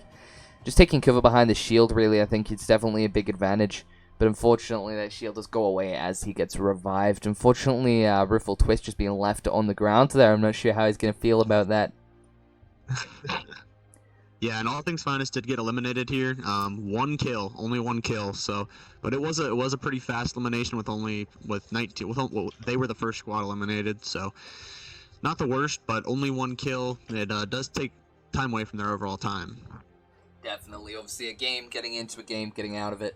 I think it's roughly about 5 minutes, and obviously we have a 2-hour kill race. That's the 24th of your time here in one of these kill races. So definitely, you do not want to waste one of those 24ths, because obviously if you use all of those 24ths to your advantage, you'll be looking at about 200 points in a 2-hour kill race. Now, I do know that teams in the past have been able to bring back points just 350 in these kill races, which last around 3 hours. So hopefully, obviously, with the time decrease, I think it's going to decrease some of the scores here. And also, with some of the new map changes and different changes across the game as a whole that Respawn have made, I definitely think scores are going to change to that. But in the bottom right there, we did actually get to see Bangalore in the use by an opposing enemy there, because obviously Respawn decided to buff Bangalore so that the Hellstrike was no longer 8 seconds, it was reduced to 6 seconds, so obviously it didn't have long to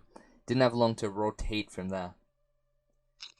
Yeah, I think it's a pretty interesting buff. I think Bangalore needed a little bit of a buff, a little bit of love, because some people were playing her, but maybe she wasn't the best for ranked or for pubs or anything like that. But with the new airstrike, it makes you take it seriously with that 6 second on it. And Bangalore are obviously still really great just because of how wide it is. You can push someone out of an area, and that was the whole point of it. Now with it being a 6 second, it's good to see some Bangalores.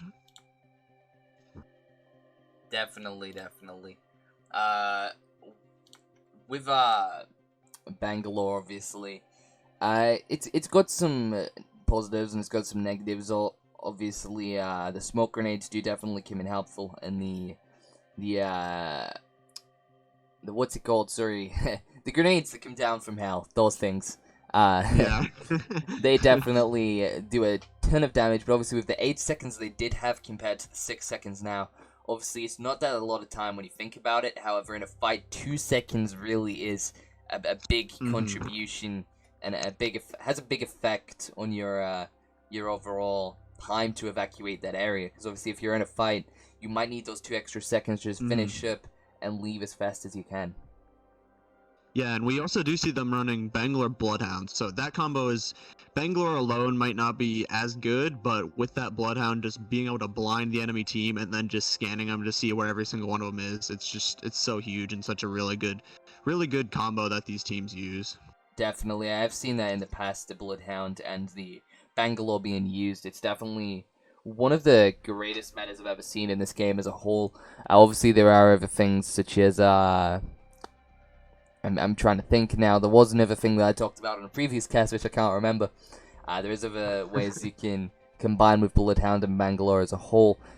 But speaking of Bloodhound, we do have a sonar detection on the top left here by Lars. Him actually losing a lot of shield here. It looks like someone just pops up to say his hello, and Lars will not let him. Lars got in for the finish shots now with the G7 Scout on this person on the ground here. Looks like eliminating them fully. Mr. Fisto was his name in game. Lars actually getting sonar detected here, unfortunately. But also him popping his sonar detection, obviously. After that recharge, the Vol Rifle coming out now, being able to eliminate the final guy of the opposing team, having a legendary barrel stabilizer in there as well. That's definitely a big thing to have. It's huge. And for once in our casting career, we see Lars without a mastiff. For once in our whole career, we see it. Amen. Oh, but unfortunately, as casters do need a short break, because obviously we've been talking non-stop for about an hour and a half now, so we are going to go to a short intermission. It's not going to be a long one, it's just going to be a couple of minutes. Time for us to use the restroom and also go grab a quick drink, and maybe a snack as well. It'll last roughly about 3 or 4 minutes. We will just put on the intermission screen, we won't leave the combat up. However, when we get back, we'll be looking at the combat once again. Maybe, not sure, rotating the streams around, putting some people closer to the top on there. We will have to double check. However, it will not be long at all, so stay tuned. We hope to see you all back here when we are back. But Llama, what have you thought about the first half? It's been insane. We've seen a lot of really, really good plays from these teams. Some heartbreaking, we've had those bad matches where they get unlucky, but a lot of really, really good shots, really, really good gameplay, and cannot wait for the second half. Definitely, it is going to be an interesting second half.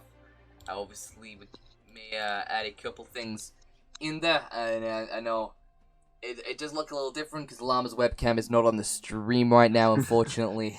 We did have some technical issues at the start of the stream with Llama's laptop, but Llama, being the hero that he is, managed to switch to his phone, and now we are all back in good in casting. So, casting on a phone, that is the only time I've ever heard that in my whole career of casting. You gotta do what you gotta do, I guess. It is what it is. Alright, well, anyways, we will see you back here in just a couple of minutes. Don't go anywhere. Thank you, and we will see you in a moment. Hello, ladies and gentlemen, welcome back to the second half of the Console Gaming League cast. My name is Inspector Luke, when he casts for the first half of the tournament, and I'll also be here for the second half, believe it or not. With me here, we do have Llama also. He will also be joining us on casting. If you were here for the first half, that's amazing. Welcome back. If you've just tuned in, this is the Apex Legends Trios Kill Race for $150 for the duration of 2 hours as a part of our Apex Weeklies schedule. But just before we go into the action now, let's take a look at some of the scoreboard that we have here. Let me just go on this one here. So looking at the scoreboard, obviously, refresh this just after we stop the cast. We do have Pineapple Gang here, obviously Lars' team, in first place, followed by RBW, Team Alpha, All Things Finest, Vision Esports, Weird Controller, and a Hyper Reality Visor. Now, those are obviously our top 7 there. Pineapple Gang, that's obviously Lars and Shexito and Phantoms. I expected them to be up there. RBW and Team Alpha, 2 we have not noticed. However, All Things Finest, highly expected to be on there anyway. And Vision Esports, definitely expected to be on there. We did not change over the people on the stream because we had a short period of time now. Intermission was unable to do that. However, we will be looking at the same teams again, which is going to be All Things Finest, Pineapple Gaming, also, I'm trying to remember this, but I don't think I'm going to. Vision Esports. Vision Esports, and Glorna Aura as well. Okay, so, without further ado, let's go ahead and get straight back into the action. But just a reminder for everyone to stay safe during these difficult times. I'm going to say this at the start of the stream. But obviously, it's a very difficult time, so let's make sure that everyone is keeping safe and wearing their masks. Now let's get back into the action.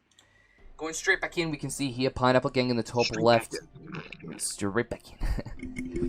Top left, we can see Lars actually getting in some shots there with Phantoms, and also Shexito already going down there in the top left. Not really something that great, however, his banner needs to be recovered in order for him to get back into the fight. A Caustic Trap also blocking the door there. Lars just being able to take that out.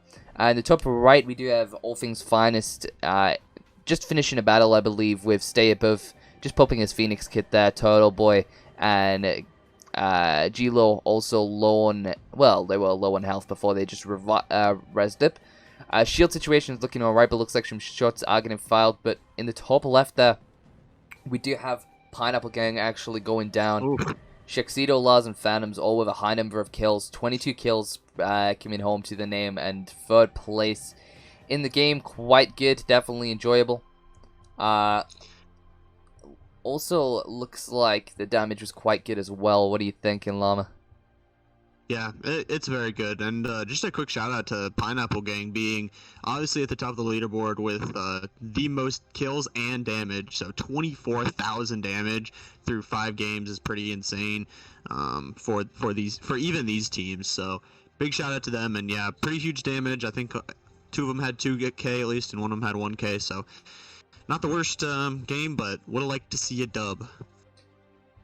Yeah, definitely. It's a game. It's a dub we do want to see. But speaking of dubs, it doesn't look like in the bottom left that Fission Esports are going to be claiming one when Austin goes down and Void Nova also going to the beacon there. Just waiting recovery, and it looks like Austin actually setting himself up for death there as well, walking in front of the shots. But Potato there manages to get his banner, but unfortunately he just Potato does go down when he gets shot by the Bloodhound there, which is definitely unfortunate. 4 kills to the name, being the 9th squad knocked out. Not really something we like to see halfway through a game, only 4 kills. It's definitely going to be a big impact on the score. But a lot of action is going on now in the top right. We do have more action going on, a revive going on there. But also not that far away from zone at all. Stay above G-Law and Turtle Boy, but I'm really curious on why he's actually going to be looting in the ring when you can just do it when you're outside. But in the top left, looks like we're going to be dropping in again with the same combination. Actually, no, a new combination there of a Bloodhound, a Pathfinder, and a Wraith. Definitely interesting. It's 2 rotations there. Pathfinder did obviously get his buff, so that's a great thing. However, the 2 rotators and 1 tactical, that's definitely what I would use in a regular squad of 3. I do believe we're going to be getting some lag here by Lars as well, which isn't that great at all. We're going to have to see how that plays out. Straight away, the lag's already gone. Yeah, and I mean, like we're talking about comp, Aura's still running that Lifeline Gibby, so it's probably working for them. Like we were a little bit critical of it in the beginning because it is two healer legends, really. I mean, Gibby obviously really good in those 1v1s with that arm shield, but if it's working for them, I mean, keep with it, and it does look like it's working for them so far.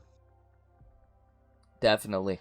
Obviously, I mean, who are we to question that team, to be completely honest? To being able to bring back the amount of points. In the bottom right, obviously, Glon Aura not even in the top 10, so we would like to see a little more from Glon Aura, but whether they can bring back the points needed is completely questionable. Obviously, they've done okay in the first half of the cast, with 43 minutes remaining now in the cast. Obviously, they do still have time to get themselves into the top 3. Obviously, top 2 does bring back a prize pool. It's great to see it, to be completely honest. I think Lars is now sitting with a golden controller from the amount of payouts he's on from CGL Apex. Yes. Definitely. I mean, and maybe it's not. Maybe they can't make it into the top 2, but maybe it's a pride thing. Maybe they can get good these last 3 games. Maybe take 3 wins and get into the top 10 would be a goal for them. And it looks like Lars' stream had a crashed here. Yeah, it did. Unfortunately, looks like we'll refresh that in just a moment.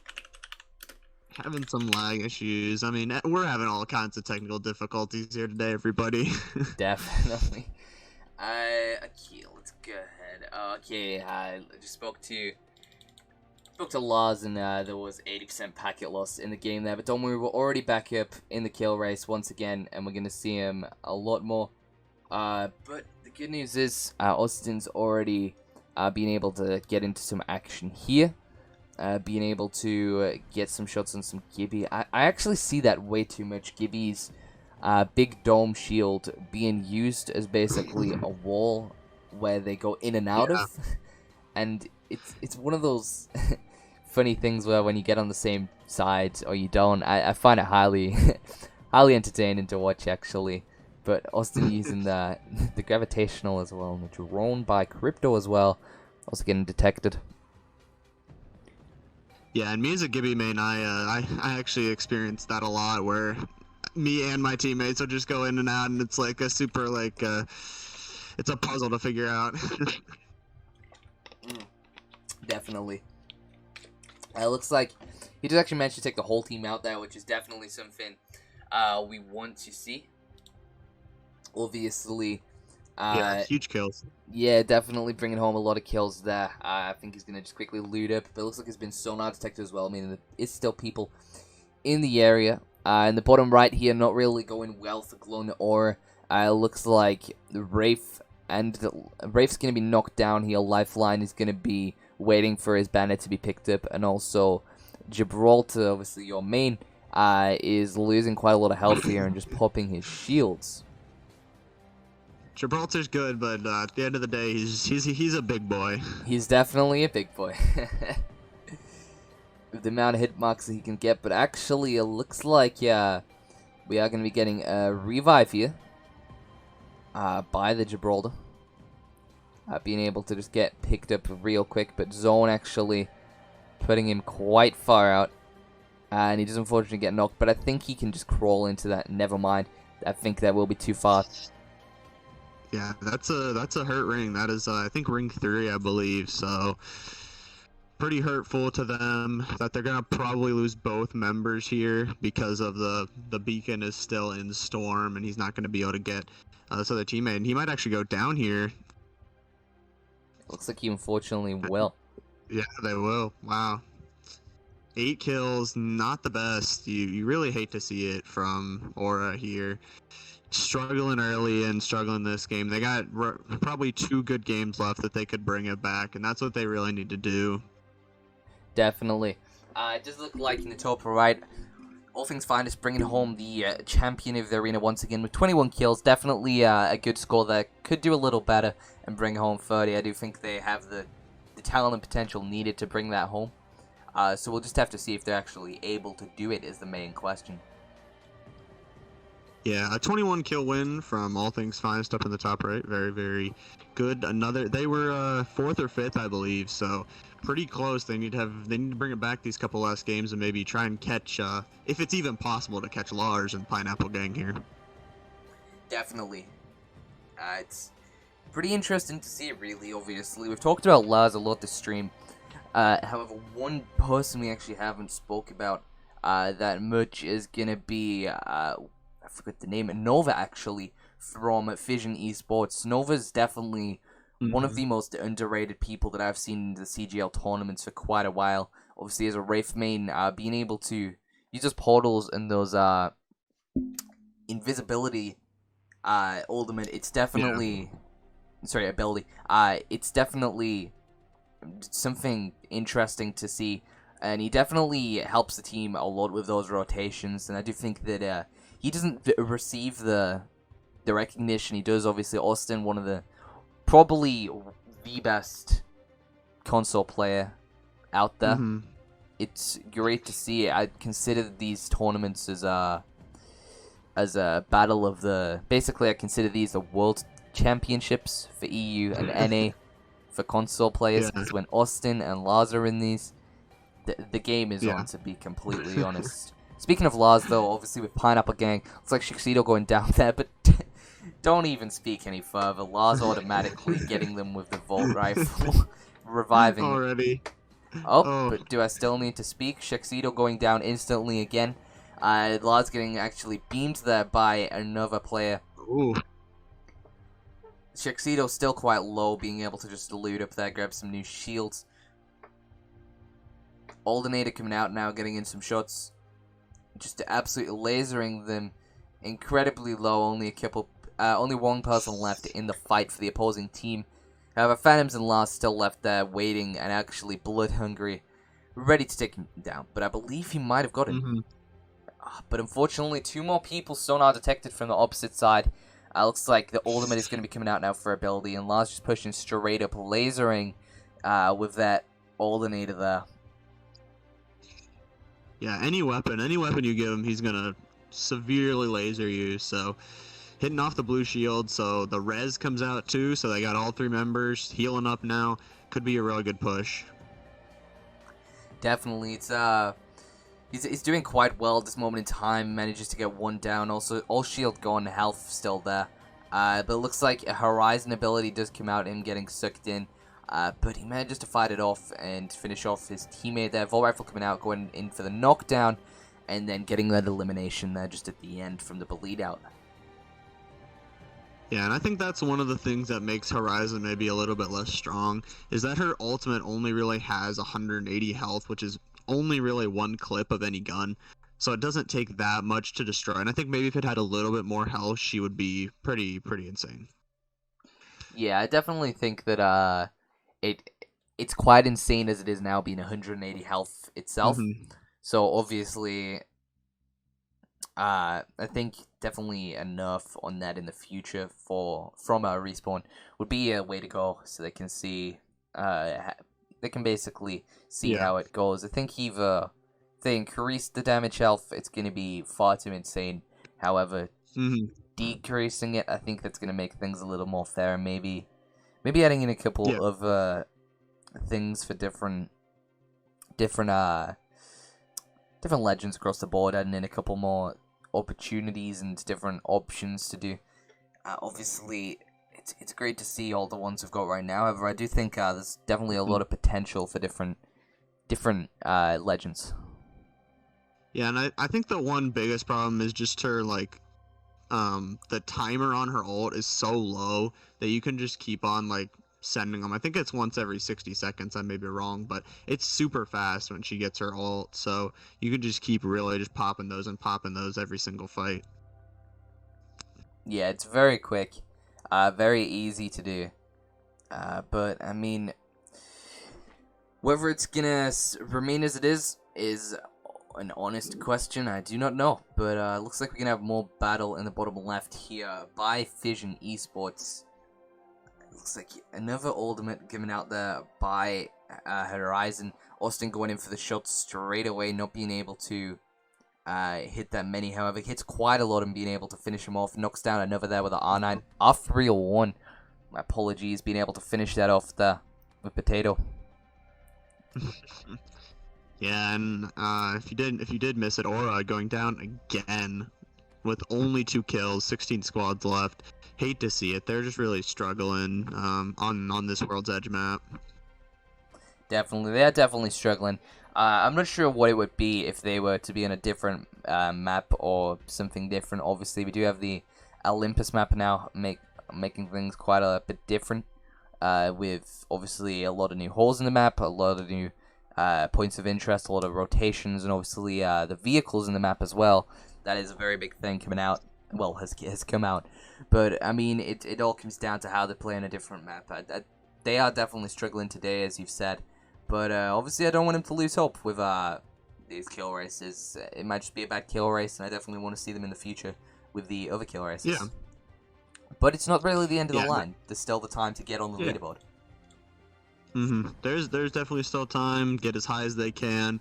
Maybe show that they still can have a few good games even with a bad start. And like you said, we want to see them again. We don't want them to. This could be just an unlucky. Maybe they had unlucky drops, unlucky rotations, getting third party at the wrong time. There's a lot of factors that go into a battle royale. Definitely, yeah, definitely. Obviously, with the battle royale games, they can get a bit repetitive. So actually taking the time to learn these games, like mastering them and things like that, it's definitely something to look at, and something to, if you can actually spend the time to master these games, then well, speaking of mastering these games, actually mastering the arena, as Lars manages to bring home the win there in the top left for Pineapple Gang. Let's just see how many kills they have received there. But obviously, as I was saying, mastering a battle royale game, if you're starting when everyone else is starting, then when the pros are good, you'll also be a pro. 26 kills and the first place placement. Definitely something great. They're just extending their lead, honestly. Oh wow, Lars, 5 damage off of 2K, sadly, but really good kills, and another win will push them further ahead, hopefully keeping their first place spot. under the new name of Pineapple Gang. See if they can take home yet another win here for console gaming. I think they definitely can, and just while we do that, I think we should take a quick moment to actually look at the scoreboard here for this tournament. Let's just quickly refresh it and see what we get. Before it goes, I think I definitely think that Pineapple Gang is still going to be on the top there, but I could be wrong. Yeah. Let's just double check. Definitely I think they Pineapple will. Gang still up there. I'm not sure what's really going on, but definitely Pineapple Gang still up there on the leaderboards, followed by with 204 points, followed by RBW with 190 points. In third place is All Things Finest with 178, so only 12 points away from second. Still have that chance to bring home some of that prize pool. Vision Esports advancing their way to fourth place there with 173 points, still only 5 points away from third. We are Controller in fifth place, Hyper Reality Visor in sixth, Obama in seventh, Vicious Esports in eighth, Team Alpha in ninth, and Illusion in 10th. Definitely some people we've not seen before and some people who we've seen as well. However, it definitely would be great to see the scoreboard change a little bit, because it has really been the same quite a while now. We've seen the top three pretty much where they are. Definitely do want to see a team out of the top 10 make it onto the top 10. Yeah, and as you can see though, between all things Finest and Hyper, it's a 9-point difference between them. So between those 4 teams, there's a 9-point difference. So a lot of shaking up could happen here. And like you said, there's only a 14-point difference between Pineapple Gang and RBW, and only a 12-point difference between All Things Finest and RBW. So there could be a lot of shaking up happen, and if one team slips up, another team could just take their spot. Also, I didn't know we had Obama participating in our tournament here. Neither did I. I definitely think that if Donald Trump or Biden is competing this tournament, it might be a little three-way tie here between them.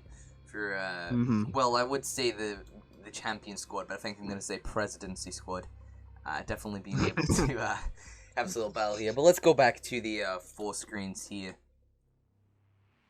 It's like straight away we got more battle by does it ever end? More battle here by Pineapple Gang in the top left. Lars actually losing quite a lot of health, followed by Phantoms also losing health, but getting these alternator shots, being able to assist in elimination there by Phantoms, knocking one down. Not sure about the rest of the team, but being able to grab some of this little light ammo here definitely helps, and just pop in those meds as well. Only a common body shield to Lars' name, but does that stop him? It definitely doesn't. No. No. And I think I'd be surprised to see Lars never in a fight. Like he is always in a fight when we're watching him. Like you said, you just look up, he's killing another team. Speaking of which, as we just said, he's already killing another team. 3 enemies detected, already moving in. Swapping out that alternator for a 301 carbine, definitely a good way to go with the triple take in his second weapon slot as well. Dropship going out, and he's ready to snipe the person jumping. He misses, and he misses again, but he's definitely ready to push it, even if he missed the first time. Yeah, I mean, like I said, we can't even, like, we take a breath and he's already wiped another squad. Yeah, without a doubt. I mean, it's just the person to be feared, really. In the top right here for All Things Finest, Stabov actually taking a lot of health going down here by the caustic traps and not being able to escape it. Lost quite a lot of vision on the screen here, but also getting that revive by that lifeline there, being able to get him back up. Still very low on health, however. I think he's going to be able to just pull it off, and he does. The whole squad actually gets eliminated by his teammates. Quite a few things to grab from the loot boxes here, including a turbocharge and a legendary helmet, which he didn't grab there. However, definitely a good fight there from All Things Finest. However, Shaxido, the team captain of Pineapple Gang, also going down here in the top left. Once again, how convenient. Yeah, they're in another fight already, and I think one of the interesting things to mention is All Things Finest and Fission Esports were right next to each other on the leaderboard, so things could shake up definitely between them. So them two, obviously we're going to be watching Pineapple Gang, but between All Things Finest and Fission Esports will be a pretty interesting match to watch for these final 25 minutes. Definitely, it's going to be really interesting to see. Sonar detection going out there. 9 hostiles detected there. for Romulars, going in for those snipes at triple take. 3 consecutive 69 hits. Absolutely beautiful. Perfect damage as well for the gamers. Wow. Shaxido also going down here, but he manages to knock out quite a lot of people, swapping out that 301 with the R99 now. Still keeping the triple take, definitely recommended with the amount of shots he's been hitting. Yeah, and I mean, the triple take for him is just a long-range Mastiff. Yeah, without a doubt. Looks like he's just going to be rotating now, popping out his ultimate, trying to get some of that agility again. Sonar detection going out, no hostiles detected. Beast of the Hunt, so 30 seconds remaining. Actually spots someone on his thermal vision, pops his what's it called? Sonar once again, and obviously doesn't detect anyone. However, here we go, 3 people in sight here, getting out those shots, manages to knock one. Nope, damage 2. Pushes straight in for him. Goes for a shot with the R99, then takes him out, takes the zip line up. Shield Cell going out, gonna grab some of those heals while he can, but I think he's gonna try rotate to him and cut him off here with only 1 second remaining of Beast of the Hunt. Sonar going out and not actually managing to get anyone. Yeah, very good kills though, and like we were talking about that competition between Fission and All Things Finest. Fission just got sent back to the lobby. I didn't actually see how many kills they had, but All Things Finest, 2 squads left right here, so on their way to be really close to passing Fission Esports and putting some lead in front of them. Yeah, it's definitely gonna be interesting to see and witness. Obviously, it is a very close fight, as we've seen. With the points difference, it's only about 4 points out. I think just in a couple minutes, once we have All Things Fires return to the lobby after this final fight, because it's the last squad now, we'll check the leaderboards and see the difference here.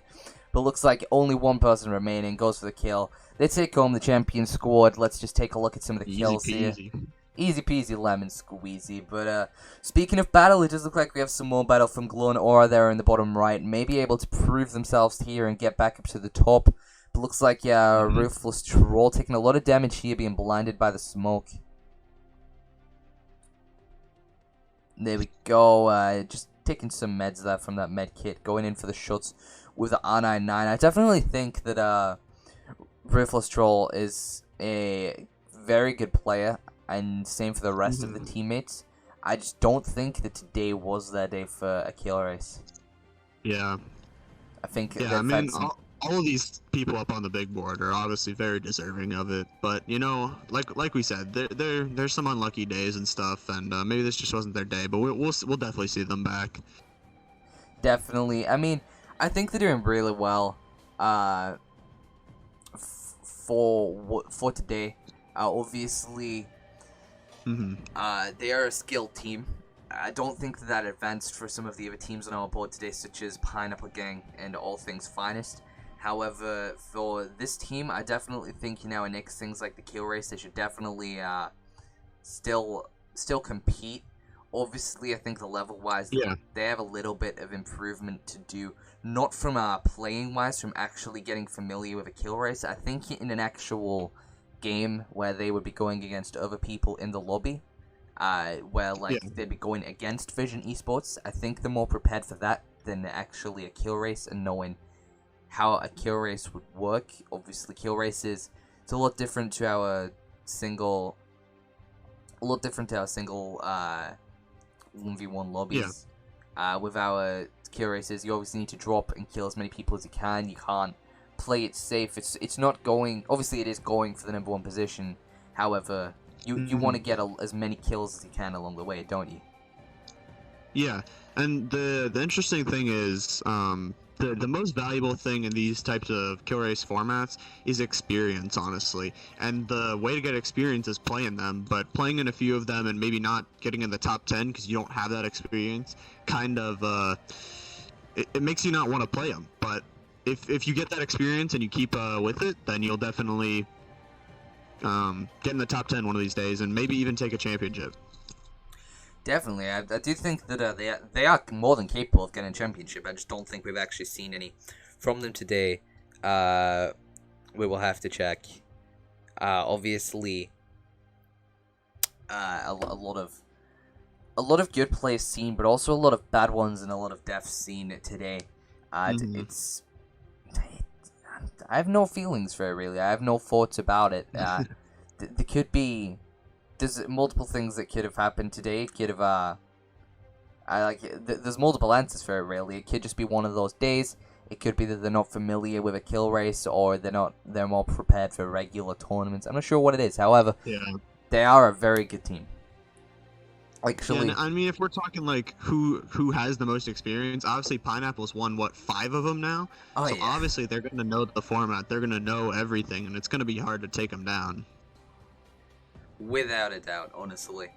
Pineapple, I definitely think that they've got the victory with this one, and no one is going to stop them with this one. It's highly unlikely that they're going to be kicked off their throne at this point in the game. Obviously, quickly looking at the leaderboard while no action is happening. Let's just take a quick look at that. Yeah, and Aura gets eliminated, sadly, again. Really, really hate to see it, but I think they did change their comp up now, so finally getting off of that Lifeline Gibby combo, taking one of those out here. Definitely. It's just a shame, really, but looking at the leaderboards, we do have Pineapple Gang in first place now, followed by RBW, followed by All Things Finest in third place, then Fission Esports in fourth, followed by Obama in fifth. We are on Controller in sixth place, Vicious Esports in seventh, Hyper Reality Team Visor degrading to eighth, Team Alpha upgrading to ninth, and Team Cold Leaf making it just to the 10th spot there on the leaderboard with 160 points. Still 86 points behind first place. However, it is possible with a couple good games to see how it goes. Yeah, and we see Pineapple Gang holding a 15-point lead over RBW, like you said. All Things Finest passing Fission Esports and increasing their lead. They have now a 7-point lead over them. So like we said, that super, super tight match there from the big board. It's going to be really interesting to see to play out over these last 19 minutes. Definitely. Let's go ahead and switch back to the 4-up screen now where we can see them going on. And we can get back to seeing the final competitors of the day, seeing how they're actually going to play these final games. I think, obviously, in Lars's case, he did get a 12-minute win there. So, obviously, I think with 2 squads left, he can probably get this game win, maybe another win, and maybe a drop and die game where you go in and get as many kills as you can. It depends, really. Yeah, I mean, 15-point lead is a lot, but I mean, it's still, if they slip up, if they get one really long game, maybe where they don't see anybody or get super unlucky, or the other team could pass them here. Definitely. I mean, looking at the board now, on the screen, obviously, we've got not really that much combat going on, meaning, like, obviously, what we want to see is combat in these sort of kill race events, so people have more chance to overtake other people and be able to just, like, I'm trying to think, like, inhale that first place position. Speaking of first place there, Pineapple Gang taking another champion squad. First place once again. Let's just take a look at how many kills they've received there, because they've been doing absolutely incredible in this tournament so far. Yeah, absolutely not. It's just that they really want to defend their throne here, and I think they will. With this, we got to see what this game is, but 15 points ahead, and I don't think anybody's really going to catch them. 30, wow, that's another huge game from them. Like, over half the lobby is just nuts. Definitely. I mean, half of the lobby, being able to take out half of the lobby alone is definitely extremely impressive. But being able to get more than half the lobby is incredible.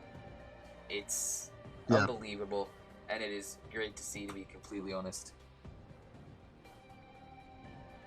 It's interesting. Speaking of interesting, actually, in the top right now, we do have All Things Finest in another fight here. Looks like Gilo actually going down, unfortunately, in the top right for All Things Finest. Getting the revive, though, which is very good. Obviously, I can provide those health, that heal drone by Lifeline for himself and Turtle Boy. But unfortunately, while those are healing, Stable's going to be in another fight, going in for the Wraith Portal away. Just trying to get out of that fight as quickly as possible, really, while they use their Lifeline Drone and Shield Cells. Yeah, and without a full team, and even for these really pro players, a 1v3 may not be the best choice for them to take. It's definitely not at all. Looking at it now, obviously, we have in the top left Pineapple again going into a whole new game, and All Things Fine is still competing in that fight, actually, in the top right. It looks like, in top left, we're going to see them drop into a game again, without a doubt being the champion squads, but we're going to have the Bloodhound, the Wraith, and Pathfinder. Looks like they're going to be dropping Hot, actually, going straight for what I believe to be Fragment. Never mind, I believe it's going to be Sorting Factory, actually. Is it Yeah, that is Sorting Factory. I have to double check these things. I like casting in game when we can see the map.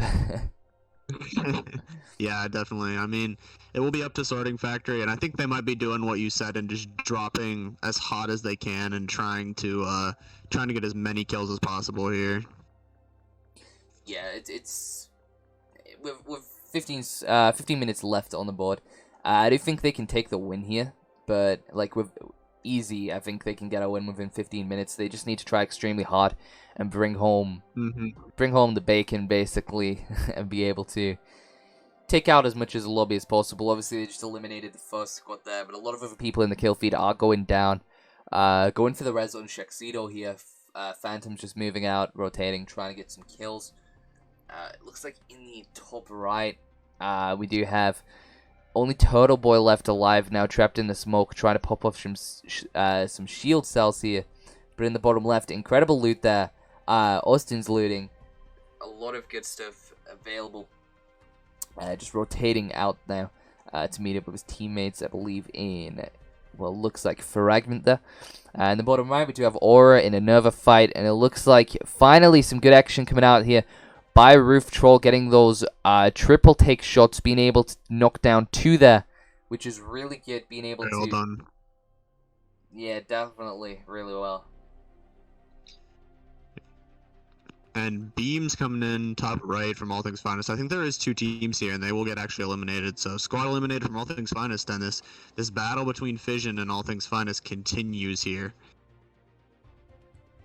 It's definitely getting closer and closer, obviously, with the points difference. Let's actually take a moment to just look at the scoreboard once again, because I'm very intrigued on this, just to see how they're doing. Let's just refresh it one more time. Obviously, the points difference, it's not that far away at all, to be completely honest. I think it's anyone's game.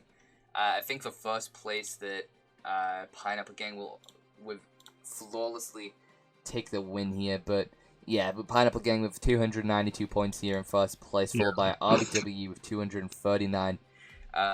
All Things Finest following with 213, so the points difference has actually separated quite a bit there, with around a 20-30 points difference. Hyper Reality Visor with 203 points. Easy, only 10 points difference to take that third place if possible.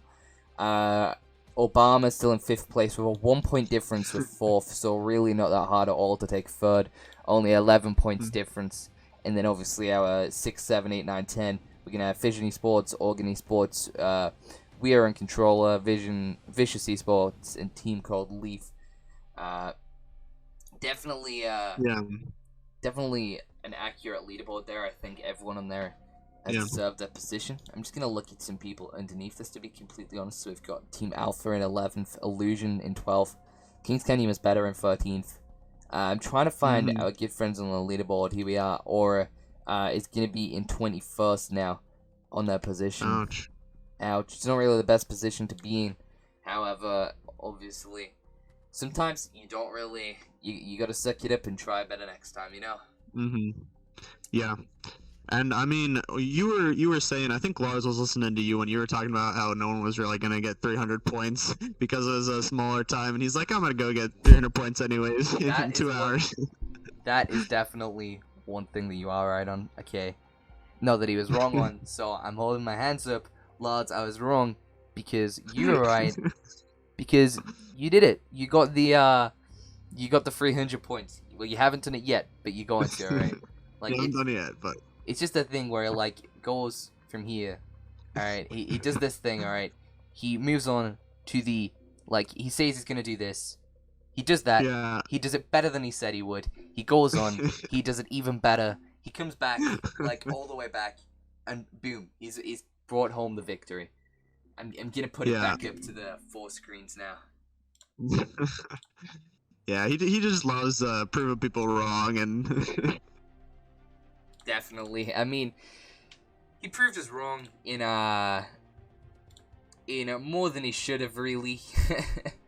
I'd understand if he got 300, but at this rate, I think he's gonna beat the 300 points, to be completely honest, and Yeah. get about 310.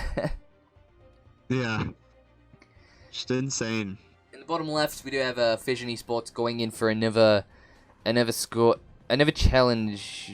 Well, another game, actually. I'm not sure if it's going to be a challenge for them. But looks like Lars is under fire in the top left as well. Obviously, we've only 11 minutes left on the clock. Let me give the exact seconds there as well. No, sorry, 10 minutes now left on the 10 clock. minutes. Oof. 10 minutes with, obviously, they have a grace period. I'm not sure how long the grace period actually is. Lawrence, if you're in the chat, if you can maybe alert us of the grace period, that'd be greatly appreciated. I believe it's 5 minutes, but I'm not 100% either. I think he got degraded. I'm not 100%. I will have to double check. Obviously, okay. Yeah. I mean, you don't want to bank on the grace period, though. Because- Indeed. One moment, quickly. Yeah. Take care of some chat issues. All good. Continue on with our gameplay as Fission Esports dropping back in. Looks like they're going to aim for Sorting Factory once more. All things finest. Looks like they might be in a fight in the top right, and Pineapple Gang still just chilling with a few kills in the top left. Another squad elimination coming out from Aura down in the bottom right. You really hate to see it. Only 1 kill.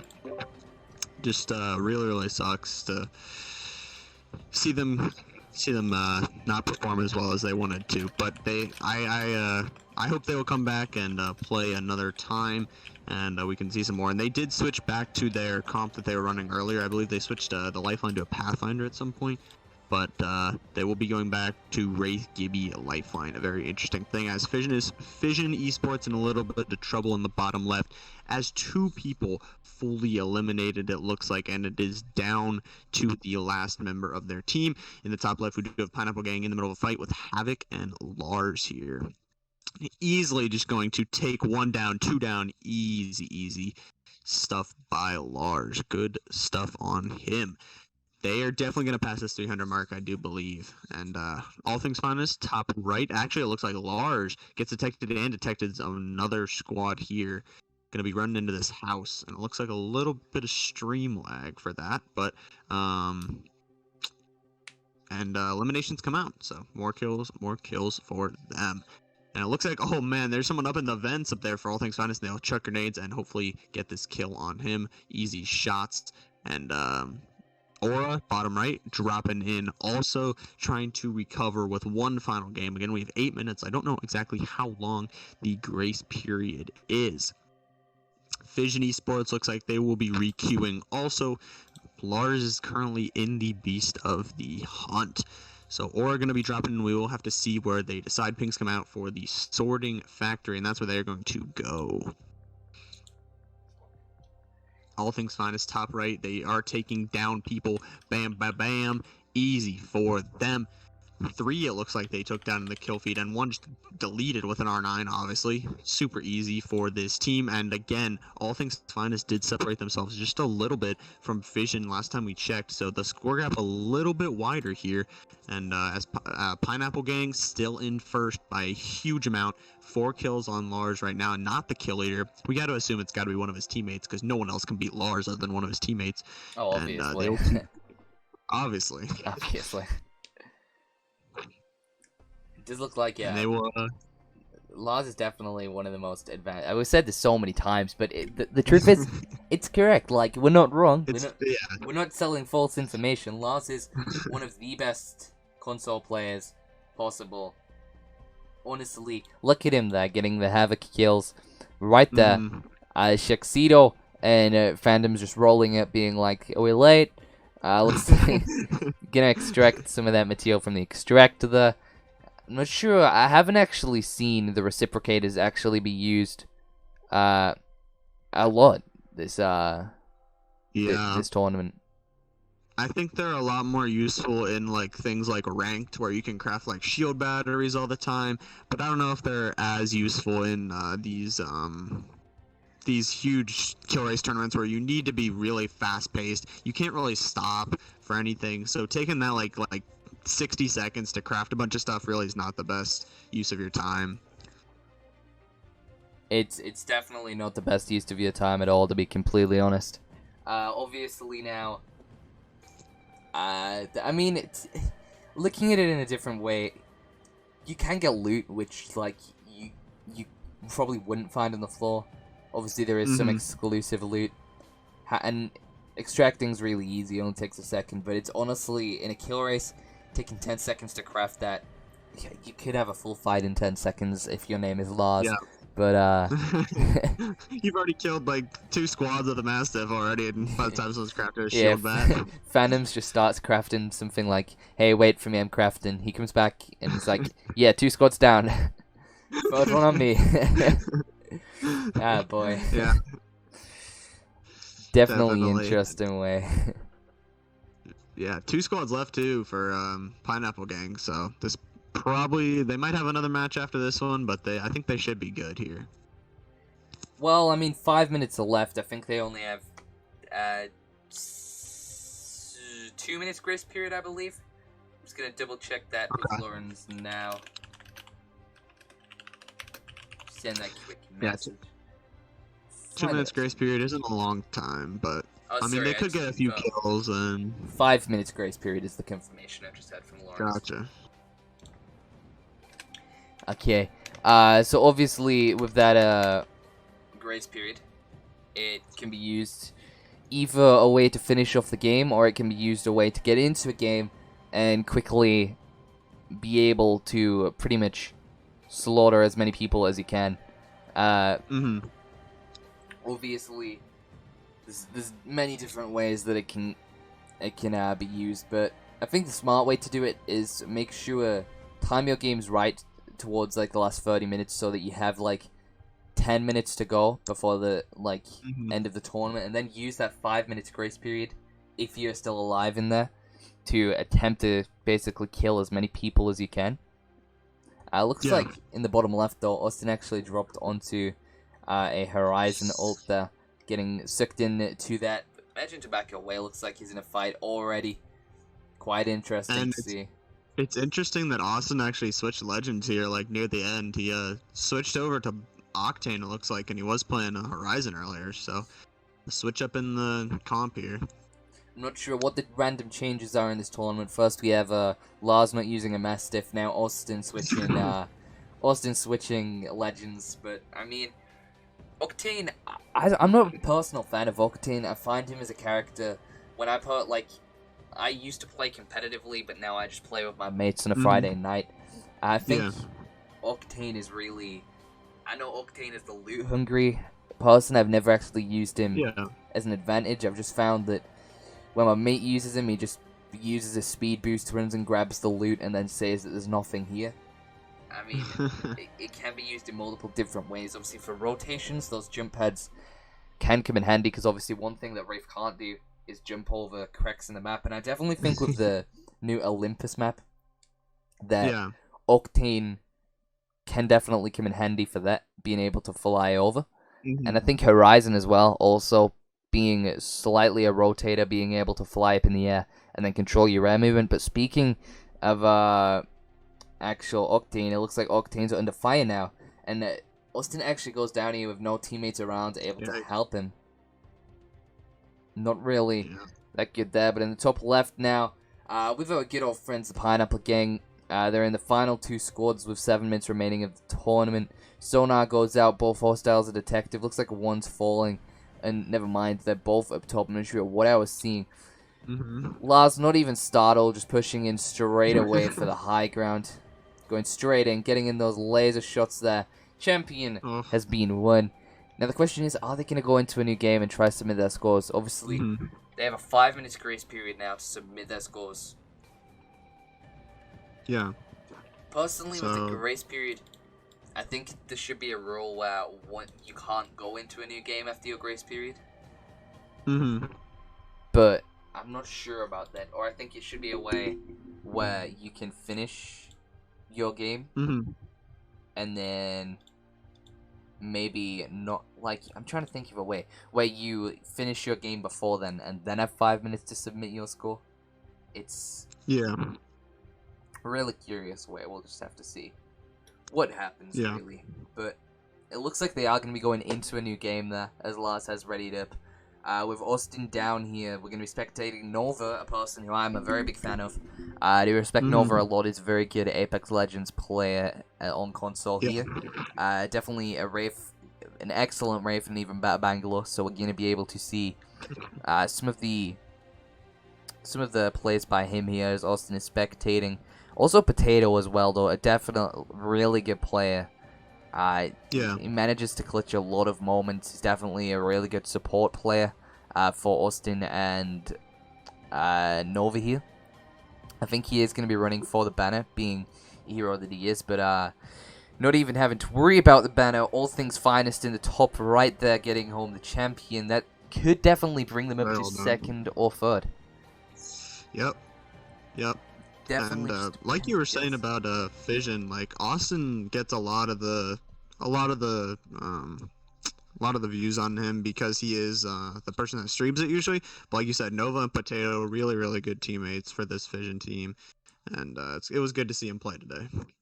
Definitely is. It really is. And also, as Austin, like what we may have realized, Austin's actually a streamer himself, so a lot of people do recognize Mhm. Austin. He did streaming right now with 18 views, so a lot of people do recognize him.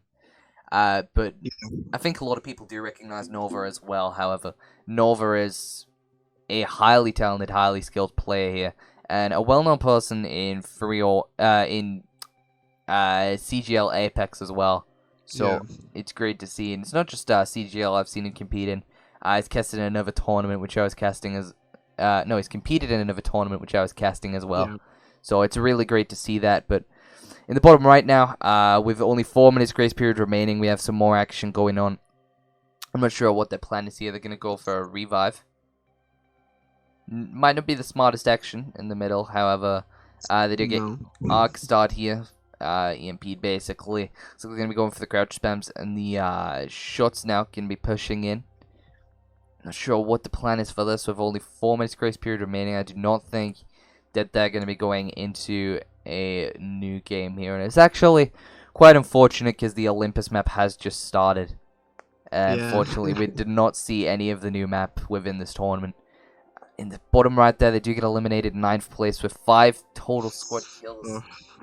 Not the best game there by Glon Aura. However, obviously, they don't have any time to pull it back now. However, in the future, Yeah. just finishing Austin Fission Esports Suicide there in the bottom left with the Arc Stars. Kind of funny. All teams now finished with their games. We're going to give it to the rest of the grace period. 16 kills there from Fission Esports and a 4th place placement. If they waited a little bit longer, they might have just been able to reach 3rd place and get an extra 3 points there, but unfortunately, they Yeah. never. But, Llama, really, the question is, pulling back up the caster screen now, to be completely honest, like, who do you think is going to be able to bring home the win for today? I think it has to be Pineapple Gang. I think they got easily over 300, 310, something like that, and I think they're gonna take, I think their 6th tournament win here. Definitely. I think when Mr. What's his name? I do think when Lars said that he was gonna deliver, he was gonna deliver. He meant it. That guy, like, there is Lars. He is a Apex. He's a master, I believe. Not yet a Predator. Yeah. Yeah. I do want to see him in the Predator scene soon. I'm not sure what the deal is with rank, but It's like Austin just turned his stream off there. Like, honestly, I think this has been one of the most interesting kill races to cast as a whole there. Yeah. I do think it's been an incredible time. We still need to confirm the scores. Obviously, what I'm going to go ahead and do is look at the console gaming admin menu and start looking at some of these scores to get them on the scoreboard. Never mind, I forgot Apex doesn't use that. Yeah, just I mean, really, really good from Pineapple Gang. They wanted to prove us wrong, and they did today. So, very, very well done, and very well done from all of our other teams too. You know, that did participate, and good job to everyone. Good games, and it was a lot of fun to watch them.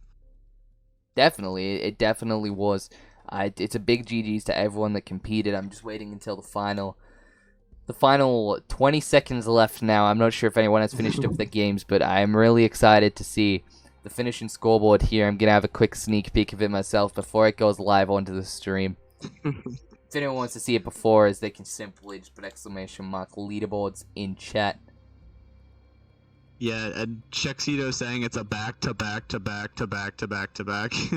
Yeah, it's great to see that all of the chat are coming together and saying GG's, all of the competitors. It's great sportsmanship, but with the tournament officially ended, let's just go ahead and switch the transition over so we can see our scoreboard. Mm-hmm.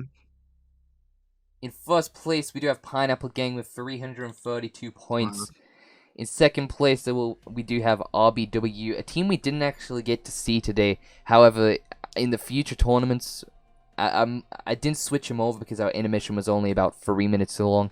And I didn't have time to switch over the screens. However, future tournaments, future kill races, definitely want to see RBW a lot more. They're definitely a skilled team from their performance. 332 is just... Definitely. All Things Finest, also known as ATF, we haven't called them by that though, with 266 points, taking home the third place win. Played 10 total games with 6 wins. Definitely really good. Fission Esports there, coming in at 4th place, really well. We did see Austin there. Unfortunately, didn't make it in the top 3, however, done really well to make it into the top 5. Next we have Vicious Esports. Again, didn't get to see Vicious, however, they were extremely talented, I believe, for getting to the position that they're at. Moving down the scoreboard, we have Illusion in 6th place, another team we didn't get to see. Same goes for We Are Controller on Controller. However, really, they are joint 6th because they both have the exact amount of points. I believe these are just higher because they got more first place finishes in that. Yeah. Obviously, it's been a very good way to see it. But Maestro Esports, another team hosted by FXG with 224 points there in 8th place, technically 7th. FXG Organ Esports, another one of them going into 8th place. And Obama beating all of the other presidents, going in to 9th place there. Obviously, these two are joint, so that would be 9th. I mean, there's a lot of shakeup between when we just checked it like 20 minutes ago. Like, Fission was like 7th or 8th, I believe. So, a lot of changes and a lot of really good final games by these teams here. And really good job to everybody, like we were saying. I mean, some teams having an off day. Aura played a little bit interesting, but, you know, they can come back and they can win it next time, for sure, for sure. It really is. It's been a very interesting couple of hours. Everyone's been able to do that competing, to be completely honest. And I'm not gonna lie, I have loved casting this. I'm not sure about you. I enjoyed it, loved it. Definitely. We had some technical difficulties at the start. Now we have had a little question, Llama, with the thoughts on next week's event. So obviously next week we'll be doing the Swiss bracket, which is the I believe 2v2 we're doing next week. And obviously with the Swiss bracket, it's where we go into, I believe it's where 2 people will go into, I'm trying to think of it here. They don't go into the same game, I believe. I believe what they do is they will play the same number of games and then pick their best game and then compare the points of that game. I believe that's how it works. Keep me wrong. Keep me right if I'm wrong, sorry. It's definitely, in my opinion, it's definitely a good format. It makes it a lot more competitive for everyone, to be completely honest. But hey, everyone at Apex loves it, to be completely honest. Everyone at CGL Apex loves every tournament. But what's your opinions on? I think I really like the idea of those tournaments, just because, you know, we talk about consistency all the time, and that these tournaments really show who is the most consistent, because it makes you every game play really good or you could be eliminated. It definitely, it's interesting. Okay, it's interesting. Shixito, I really appreciate that. Luke, best caster EU. Llama and Luke definitely lost. Well, I mean, it pretty much brings us to the end of the event, but it's definitely been a good 3 hours that we've been live, because we did do the pre-show. Definitely let us know in the tournament suggestions area what everyone thought about the pre-show, for those that were here. And obviously, Jay and Lawrence, they all do love to hear the feedback about the tournament in general. So anyone not in general chat, I'm talking about the general stuff, put it in the feedback suggestions area, because you know, at the end of the day, everyone at CGL Apex wants to see every tournament go well, and we want to be doing what people want to do. So I'll drop all the suggestions in there. But what are your overall thoughts, Llama? Like, how have you thought today? I think the day went really well. I think everybody played mostly to their best. Pineapple Gang coming out, obviously swinging. I think it went really well. Some technical difficulties, obviously, with myself early on, but you know, it was really great casting with you, especially, and really good watching the gameplay. Yeah, it's been absolutely amazing to cast with you as well. Obviously, you're an experienced Apex player as well. It's been great to have the opportunity, and it's great to see all of the competitors coming together in chat saying GG's. It has been very good games indeed. Everyone has enjoyed it. It's been absolutely wonderful. I'm not sure about all of the competes, but I personally have loved the past couple of hours. But I mean, that pretty much brings us to the end of the cast, Llama. Sadly, yes, it does. Sadly, it's been absolutely amazing. So I guess all we have to say is thank you very much, everyone, for coming to the Apex Weekly's Week 3 Trios Kill Race for $150. My name is Inspector Luke. I've been one of your casters and your producer for tonight. Joined with me in the casters room, I do have the wonderful Llama77, who's had technical issues, which is why his webcam isn't on the stream right now. There we go. Our Twitters are put in the chat because Lawrence has put it on the command. If any of you want to stay connected with us, obviously rotating. Okay, it's not rotating on the screen. In the panels of this stream, if you are new here, you will see a link to all our Discord servers with CGL. You'll be able to join any of those and take part in some of these events, because I know a lot of people look at them. Just look for the one that says CGL Apex Legends. There we go. It's all on the website as well. But anyone who wants to take part in these events can. We rarely do invitationals. Most of these are public. It's just if you have what it takes to compete, then you can dare to apply. But there we go. One team in chat. GG to you guys. But expect me and my team to come out swinging next week. That's absolutely beautiful. We love to see more people coming back and attending. Pretty much brings us to the end then. So I've been Inspector Luke. Llama has been Llama. Anything to say, Llama, before we end it? Nah, GG's to everyone. Thank you, everyone also in chat that stopped by to watch. Make sure you guys staying safe at home in these times. Definitely. Everyone make sure to stay safe. Don't forget to wear these. I was debating wearing it for the cast, but I got bored after 2 minutes because I got hot. But Lars already following me on Twitter. Okay, stay safe, everyone. We see you all this time next week for the next event, which will be the Swiss Jaws bracket. I've been Inspector Luke. It's been incredible to host this event for you. I'm sure it has for Llama as well. Without further ado, have an amazing rest of your night. Over and out.